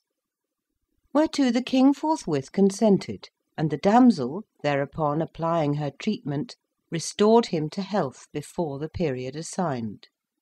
Wherefore, as soon as the king knew that he was cured, "Damsel," said he, "well have you won your husband." She answered, "In that case, sire, I have won Bertrand de Roussillon, of whom, while yet a child, I was enamoured, and whom I have ever since most ardently loved." To give her Bertrand seemed to the king no small matter, but having pledged his word, he would not break it. So he sent for Bertrand and said to him, "Bertrand, you are now come to man's estate, and fully equipped to enter on it. 'Tis therefore our will that you go back and assume the governance of your county, and that you take with you a damsel whom we have given you to wife." "And who is the damsel, sire?" said Bertrand. "She it is," answered the king, "that has restored us to health by her physic." Now Bertrand, knowing Gilette, and that her lineage was not such as matched his nobility, albeit seeing her he had found her very fair, was overcome with disdain, and answered, "So, sire, you would fain give me a she-doctor to wife. Now God forbid that I should ever marry any such woman." "Then," said the king, "you would have us fail of the faith which we pledged to the damsel, who asked you in marriage by way of guerdon for our restoration to health." "Sire," said Bertrand, "you may take from me all that I possess, and give me as your man to whomsoever you may be minded, but rest assured that I shall never be satisfied with such a match." "Nay, but you will," replied the king, "for the damsel is fair and discreet, and loves you well. Wherefore we anticipate that you will live far more happily with her than with a dame of much higher lineage." Bertrand was silent, and the king made great preparations for the celebration of the nuptials. The appointed day came, and Bertrand, albeit reluctantly, nevertheless complied, and in the presence of the king was wedded to the damsel, who loved him more dearly than herself. Which done, Bertrand, who had already taken his resolution, said that he was minded to go down to his county, there to consummate the marriage. And so, having craved and had leave of absence of the king, he took horse, but instead of returning to his county, he hied him to Tuscany, where, finding the Florentines at war with the Siennese, he determined to take service with the Florentines, and being made heartily and honourably welcome, was appointed to the command of part of their forces at a liberal stipend, and so remained in their service for a long while. Distressed by this turn of fortune, and hoping by her wise management to bring Bertrand back to his county, the bride hied her to Roussillon, where she was received by all the tenants as their liege lady. She found that during the long absence of the lord everything had fallen into decay and disorder, which, being a capable woman, she rectified with great and sedulous care, to the great joy of the tenants, who held her in great esteem and love, and severely censured the Count that he was not satisfied with her. When the lady had duly ordered all things in the county, she dispatched 2 knights to the Count with the intelligence, praying him that, if 'twas on her account that he came not home, he would so inform her, in which case she would gratify him by departing. To whom with all harshness he replied, "She may even please herself in the matter. For my part, I will go home and live with her when she has this ring on her finger, and a son gotten of me upon her arm." The ring was one which he greatly prized, and never removed from his finger, by reason of a virtue which he had been given to understand that it possessed. The knights appreciated the harshness of a condition which contained 2 articles, both of which were all but impossible, and seeing that by no words of theirs could they alter his resolve, they returned to the lady and delivered his message. Sorely distressed, the lady, after long pondering, determined to try how and where the 2 conditions might be satisfied, that so her husband might be hers again. Having formed her plan, she assembled certain of the more considerable and notable men of the county, to whom she gave a consecutive and most touching narrative of all that she had done for love of the Count, with the result, concluding by saying that she was not minded to tarry there to the Count's perpetual exile, but to pass the rest of her days in pilgrimages and pious works for the good of her soul. Wherefore she prayed them to undertake the defence and governance of the county, and to inform the Count that she had made entire and absolute cession of it to him, and was gone away with the intention of never more returning to Roussillon. As she spoke, tears not a few coursed down the cheeks of the honest men, and again they besought her to change her mind and stay. All in vain, however. She commended them to God, and, accompanied only by one of her male cousins and a chambermaid, all 3 habited as pilgrims, and amply provided with money and precious jewels, she took the road, nor tarried until she was arrived at Florence.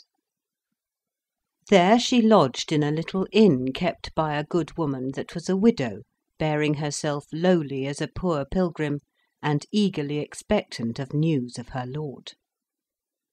Now it so befell that the very next day she saw Bertrand pass in front of the inn on horseback, at the head of his company, and though she knew him very well, nevertheless she asked the good woman of the inn who he was. The hostess replied, "'Tis a foreign gentleman, Count Bertrand they call him, a very pleasant gentleman, and courteous, and much beloved in this city. And he is in the last degree enamoured of one of our neighbours here, who is a gentlewoman, but in poor circumstances. A very virtuous damsel she is too, and being as yet unmarried by reason of her poverty, she lives with her mother, who is an excellent and most discreet lady, but for whom, perchance, she would before now have yielded and gratified the Count's desire." No word of this was lost on the lady. She pondered and meditated every detail with the closest attention, and having laid it all to heart, took her resolution. She ascertained the names and abode of the lady and her daughter that the Count loved, and hied her one day privily, wearing her pilgrim's weeds, to their house, where she found the lady and her daughter in very evident poverty, and, after greeting them, told the lady that, if it were agreeable to her, she would speak with her. The gentlewoman rose and signified her willingness to listen to what she had to say. So they went into a room by themselves and sat down. And then the Countess began thus: "Madam, methinks you are, as I am, under Fortune's frown. But perchance you have it in your power, if you are so minded, to afford solace to both of us." The lady answered that, so she might honourably find it, solace indeed was what she craved most of all things in the world. Whereupon the Countess continued, I must first be assured of your faith, wherein if I confide and am deceived, the interests of both of us will suffer." "Have no fear," said the gentlewoman. "Speak your whole mind without reserve, for you will find that there is no deceit in me." So the Countess told who she was, and the whole course of her love affair, from its commencement to that hour, on such wise that the gentlewoman, believing her story the more readily that she had already heard it in part from others, was touched with compassion for her.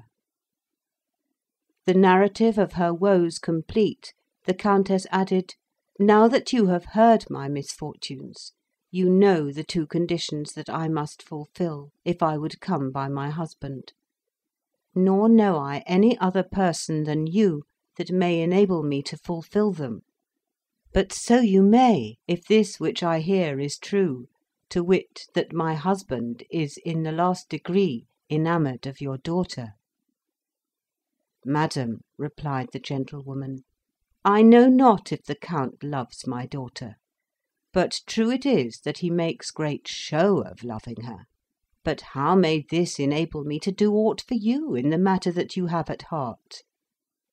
"The how, madam," returned the Countess, "I will shortly explain to you.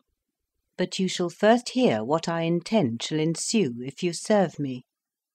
Your daughter, I see, is fair and of marriageable age, and by what I have learned and may well understand, 'tis because you have not the wherewith to marry her that you keep her at home. Now, in recompense of the service that you shall do me, I mean to provide her forthwith from my own moneys with such a dowry as you yourself shall deem adequate for her marriage." The lady was too needy not to be gratified by the proposal, but nevertheless, with the true spirit of the gentlewoman, she answered, "Nay, but madam, tell me that which I may do for you, and if it shall be such as I may honourably do, gladly will I do it, and then you shall do as you may be minded." Said then the Countess, "I require of you that through some one in whom you trust, you send word to the Count, my husband, that your daughter is ready to yield herself entirely to his will, so she may be sure that he loves her, even as he professes, whereof she will never be convinced until he send her the ring which he wears on his finger, and which, she understands, he prizes so much, which being sent you shall give to me, and shall then send him word that your daughter is ready to do his pleasure. And having brought him hither secretly, you shall contrive that I lie by his side instead of your daughter. Perchance by God's grace I shall conceive, and so, having his ring on my finger, and a son gotten of him on my arm, shall have him for my own again, and live with him even as a wife should live with her husband, and owe it all to you." The lady felt that 'twas not a little that the Countess craved of her, for she feared lest it should bring reproach upon her daughter. But she reflected that to aid the good lady to recover her husband was an honourable enterprise, and that in undertaking it she would be subserving a like end. And so, trusting in the good and virtuous disposition of the Countess, she not only promised to do as she was required, but in no long time, proceeding with caution and secrecy as she had been bidden, she both had the ring from the Count, loath though he was to part with it, and cunningly contrived that the Countess should lie with him in place of her daughter, in which first commingling so ardently sought by the Count, it so pleased God that the lady was gotten, as in due time her delivery made manifest, with 2 sons. Nor once only, but many times did the lady gratify the Countess with the embraces of her husband, using such secrecy that no word thereof ever got wind, the Count all the while supposing that he lay, not with his wife, but with her that he loved, and being wont to give her, as he left her in the morning, some fair and rare jewel, which she jealously guarded. When she perceived that she was with child, The Countess, being minded no more to burden the lady with such service, said to her, Madam, thanks be to God and to you, I now have that which I desired, and therefore 'tis time that I make you grateful requital, and take my leave of you. The lady answered that she was glad if the Countess had gotten aught that gave her joy, but that 'twas not as hoping to have guerdon thereof that she had done her part, but simply because she deemed it meet and her duty so to do. Well said, madam, returned the Countess, and in like manner that which you shall ask of me I shall not give you by way of guerdon, but because I deem it meet and my duty to give it. Whereupon the lady, yielding to necessity and abashed beyond measure, asked of her £100 wherewith to marry her daughter. The Countess, marking her embarrassment and the modesty of her request, gave her £500, besides jewels fair and rare, worth perhaps no less. And having thus much more than contented her, and received her superabundant thanks, she took leave of her, and returned to the inn. The lady, to render purposeless further visits or messages on Bertrand's part, withdrew with her daughter to the house of her kinsfolk in the country. Nor was it long before Bertrand, on the urgent entreaty of his vassals and intelligence of the departure of his wife, quitted Florence and returned home. Greatly elated by this intelligence, the Countess tarried a while in Florence, and was there delivered of 2 sons, as like as possible to their father, whom she nurtured with sedulous care. But by and by she saw fit to take the road, and being come, unrecognised by any, to Montpellier, rested there a few days. And being on the alert for news of the Count and where he was, she learned that on All Saints' Day he was to hold a great reception of ladies and gentlemen at Roussillon, whither, retaining her now wonted pilgrim's weeds, she hied her, and finding that the ladies and gentlemen were all gathered in the Count's palace, and on the point of going to table, she tarried not to change her dress, but went up into the hall, bearing her little ones in her arms, and threading her way through the throng to the place where she saw the Count stand, she threw herself at his feet, and sobbing said to him, My lord, thy hapless bride am I, who to ensure thy home-coming and abidance in peace have long time been a wanderer, and now demand of thee observance of the condition whereof word was brought me by the 2 knights whom I sent to thee. Lo, in my arms not 1 son only, but 2 gotten of thee, and on my finger thy ring. 'Tis time then that I be received of thee as thy wife, according to thy word. Whereat the Count was all dumbfounded, recognising the ring and his own lineaments in the children, so like were they to him, but saying to himself, nevertheless, how can it have come about? So the Countess, while the Count and all that were present marvelled exceedingly, told what had happened, and the manner of it, in precise detail. Wherefore the Count, perceiving that she spoke truth, and having regard to her perseverance and address, and her 2 fine boys, and the wishes of all his vassals and the ladies, who with one accord besought him to own and honour her thenceforth as his lawful bride, laid aside his harsh obduracy, and raised the Countess to her feet, and embraced and kissed her, and acknowledged her for his lawful wife, and the children for his own. Then, having caused her to be rearrayed in garments befitting her rank, he, to the boundless delight of as many as were there, and of all other his vassals, gave up that day, and some that followed, to feasting and merry-making, and did ever thenceforth honour, love, and most tenderly cherish her as his bride and wife. End of Day 3, the 9th Story. Day 3, the 10th Story. Alibech turns hermit, and is taught by Rustico, a monk, how the devil is put in hell. She is afterwards conveyed thence, and becomes the wife of Nerbali. Dioneo, observing that the Queen's story, which he had followed with the closest attention, was now ended, and that it only remained for him to speak, waited not to be bidden, but smilingly thus began. Gracious ladies, perchance you have not yet heard how the devil is put in hell, wherefore, without deviating far from the topic of which you have discoursed throughout the day, I will tell you how 'tis done. It may be that the lesson will prove inspiring, besides which you may learn therefrom that, albeit love prefers the gay palace and the dainty chamber to the rude cabin, yet for all that he may at times manifest his might in wilds matted with forests, rugged with Alps, and desolate with caverns, whereby it may be understood that all things are subject to his sway. But to come to my story, I say that in the city of Capsa in Barbary there was once a very rich man, who, with other children, had a fair and dainty little daughter, Alibek by name.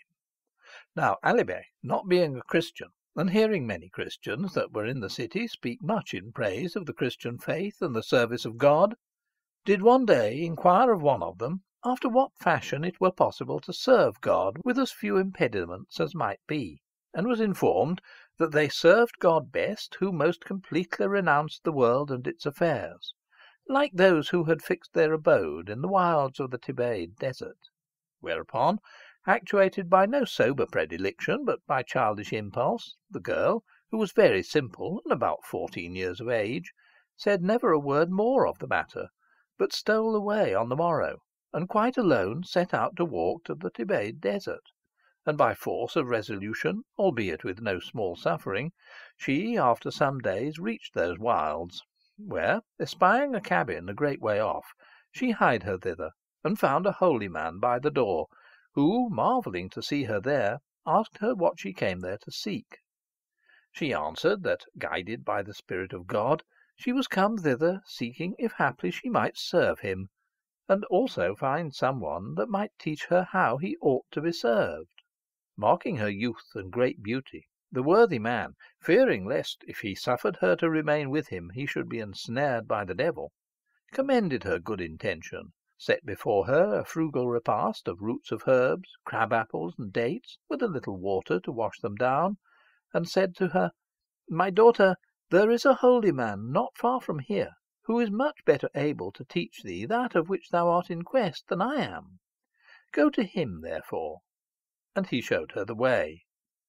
But when she was come whither she was directed, she met with the same answer as before, and so, setting forth again, she came at length to the cell of a young hermit, a worthy man, and very devout, his name Rustico, whom she interrogated as she had the others.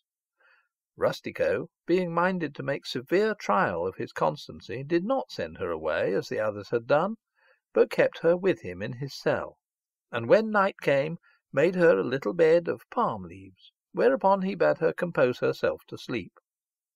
Hardly had she done so before the solicitations of the flesh joined battle with the powers of Rustico's spirit, and he, finding himself left in the lurch by the latter, endured not many assaults before he beat a retreat and surrendered at discretion, wherefore he bade adieu to holy meditation and prayer and discipline, and fell a musing on the youth and beauty of his companion, and also how he might so order his conversation with her that without seeming to her to be a libertine he might yet compass that which he craved of her. So, probing her by certain questions, he discovered that she was as yet entirely without cognizance of man, and as simple as she seemed. Wherefore he excogitated a plan for bringing her to pleasure him under colour of serving God. He began by giving her a long lecture on the great enmity that subsists between God and the devil, after which he gave her to understand that, God having condemned the devil to hell, to put him there was of all services the most acceptable to God. The girl, asking him how it might be done, Rustico answered, "Thou shalt know it in a trice. Thou hast but to do that which thou seest me do." Then, having divested himself of his scanty clothing, he threw himself stark naked on his knees, as if he would pray, whereby he caused the girl, who followed his example, to confront him in the same posture. The following are untranslated. E così stando, essendo Rustico più che mai nel suo desidero acceso per lo vederla così bella, venne la resurrezione della carne, la quale, riguardando Alibeg e maravigliatasi, disse: Rustico, quella che cos'è che io ti veggio, che così si pigni in fuori, e non lo io? Oh, figliola mia, disse Rustico, questo è il diavolo di che io t'ho parlato, e vedi tu, ora egli mi dà grandissima molestia, tanto che io appena la posso sofferire. Allora disse la giovane: Oh, lodato sia Iddio, che io veggio che io sto meglio che non stai tu, che io non ho cotesto diavolo io. Disse Rustico: Tu di vero, ma tu hai un'altra cosa che non la ho io, e haila in iscambio di questo. Disse Alibeg: O che? A cui Rustico disse: Hai l'inferno, e dicoti che io mi credo che Iddio t'abbia qui mandata per la salute dell'anima mia, perciò che se questo diavolo pur mi darà questa noia, ove tu vogli aver di me tanta pietà e sofferire che io in inferno il rimetta, tu mi darai grandissima consolazione e a Dio farai grandissimo piacere e servigio, se tu per quello fari in queste parti venuta a sé. Che tu di? La giovane di buona fede rispose: O padre mio, poscia che io l'inferno sia pure quando vi piacerà. Disse allora Rustico: Figliola mia, benedetta sia tu.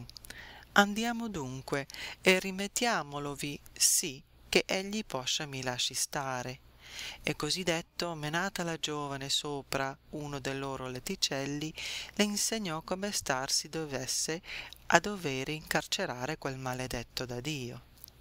La giovane, che mai più non aveva in inferno messo diavolo alcuno, per la prima volta sentì un poco di noia, perché ella disse a Rustico: Per certo, padre mio, mala cosa dee essere questo diavolo, e veramente nemico di Dio, che ancora all'inferno, non che altrui, duole quando egli vi dentro rimesso. Disse Rustico: Figliola, egli non avverrà sempre così. E per fare che questo non avvenisse, da 6 volte, anzi che di su il letticel si movessero, ve li misero tanto che per quella volta gli trasser sì la superbia del capo, che egli si stette volentieri in pace.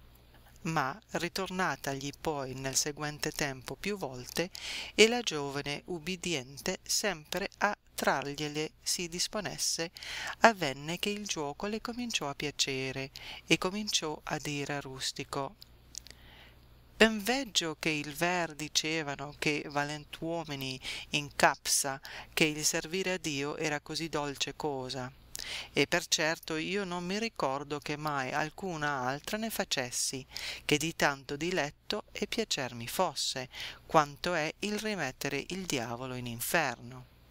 E perciò io giudico ogni altra persona che ad altro che a servire a Dio attende essere una bestia. Per la qual cosa essa spesse volte andava a Rustico e gli dicea: Padre mio, io son qui venuta per servire a Dio e non per istare oziosa. Andiamo a rimettere il diavolo in inferno.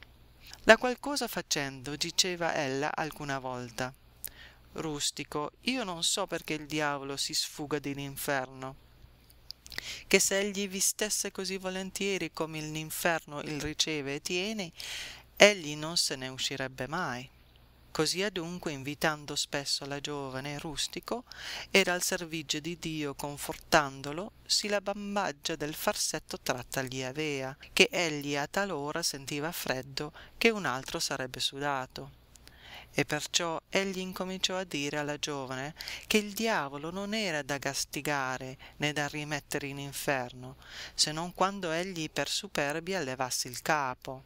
E noi, per grazia di Dio, l'abbiamo sì sgannato, che egli priega Iddio di starsi in pace. E così alquanto impose di silenzio alla giovane, la qual, poi che vide Rustico non la richiedeva a dovere il diavolo rimettere in inferno, gli disse un giorno: Rustico, se il diavolo tuo è gastigato e più non ti dà noia, me il mio inferno non lascia stare, perché tu farai bene che tu col tuo diavolo aiuti a tuttare la rabbia al mio inferno, come io col mio inferno ho aiutato a trarre la superbia del tuo diavolo.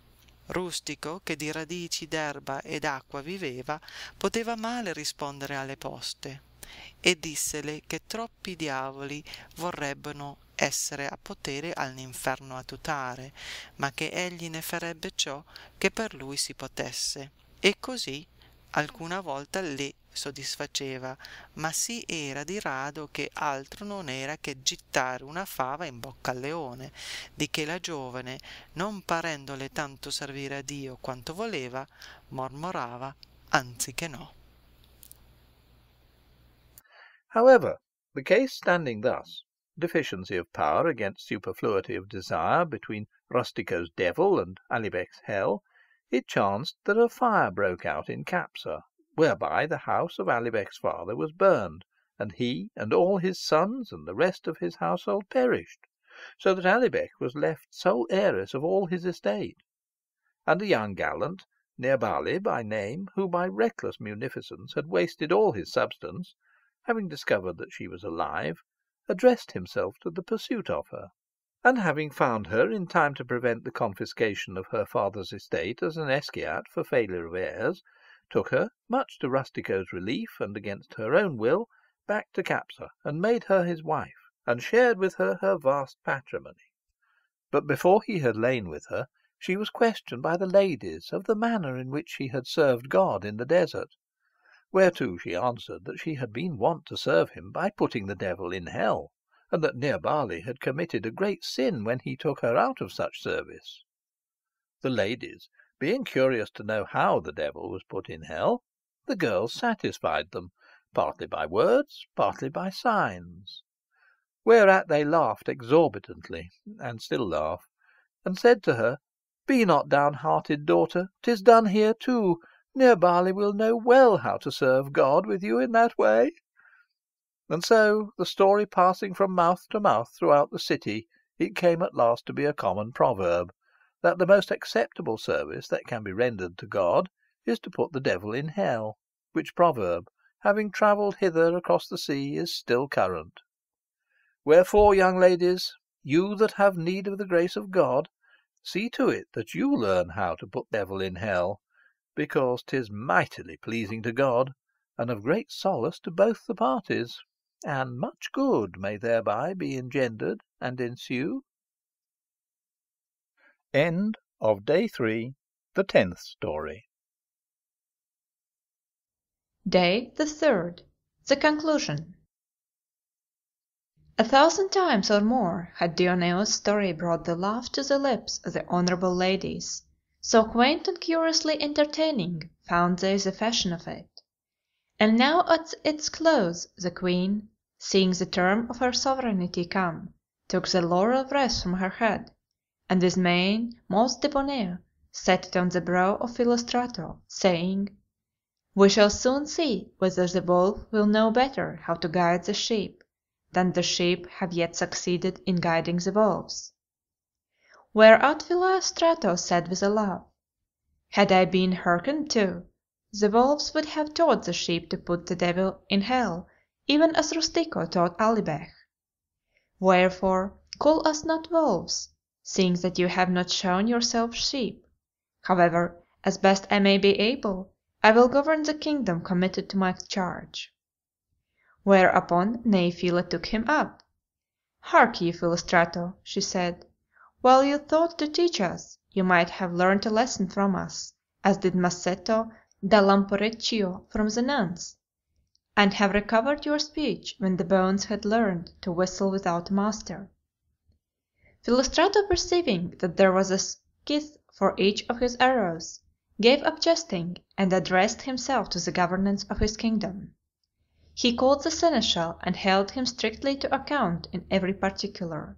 He then judiciously ordered all matters as he deemed would be best, and most to the satisfaction of the company, while his sovereignty should last.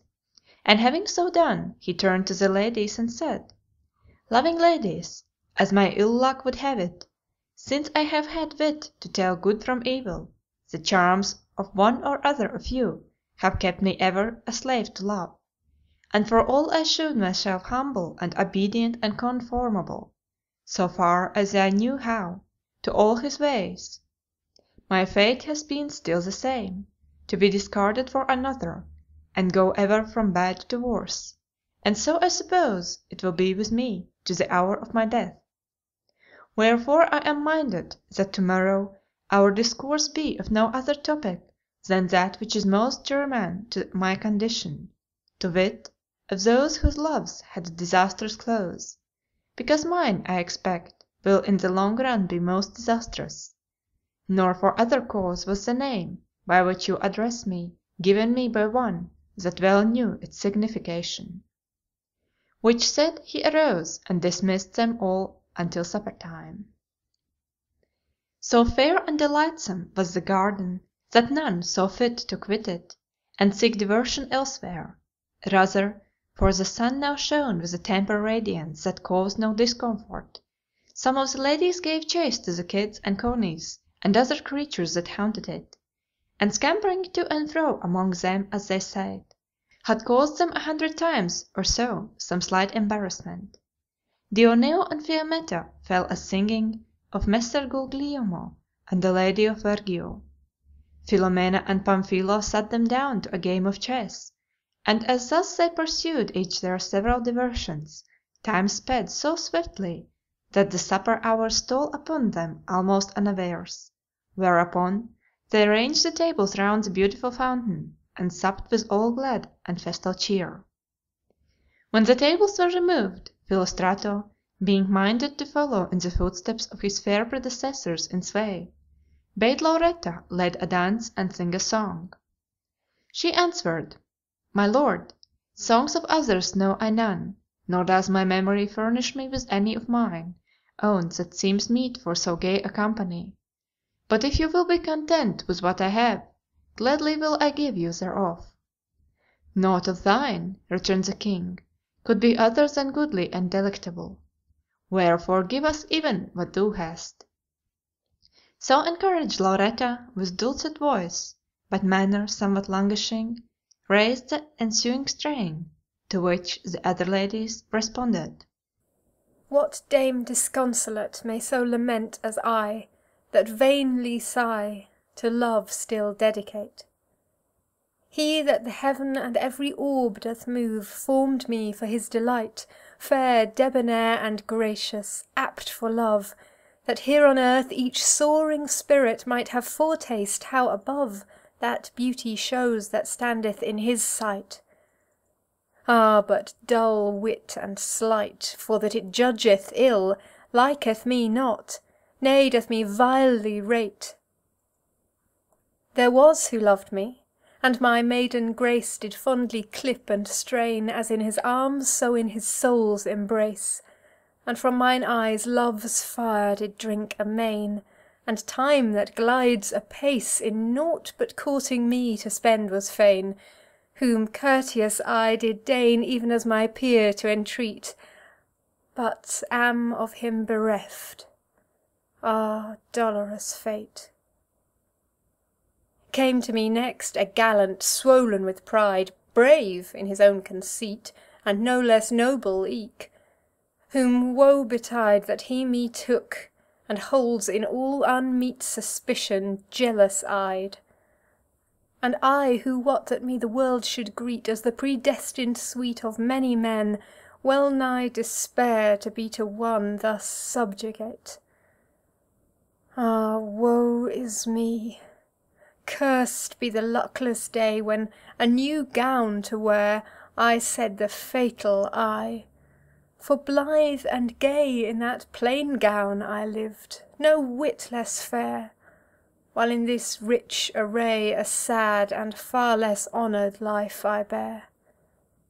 Would I had died, or e'er sounded those notes of joy, ah, dolorous cheer, my woe to celebrate. So, list my supplication, lover dear, of whom such joyance I as ne'er another had. Thou that in clear light of the Maker's presence art, deny not pity to thy fear, who thee may ne'er forget, but let one sigh breathe tidings that on high thou burnest still for me, and sue of God that he me there translate. So ended Lauretta her song, to which all hearkened attentively, though not all interpreted it alike. Some were inclined to give it a moral after the Milanese fashion, to wit, that a good porker was better than pretty quean. Others construed it in a higher, better, and truer sense, which 'tis not to the present purpose to unfold. Some more songs followed by command of the king, who caused torches not a few to be lighted and ranged about the flowery mead, and so the night was prolonged until the last star that had risen had begun to set. Then, bethinking him that it was time for slumber, the king bade all good night, and dismissed them to their several chambers. End of Day 3, The Conclusion.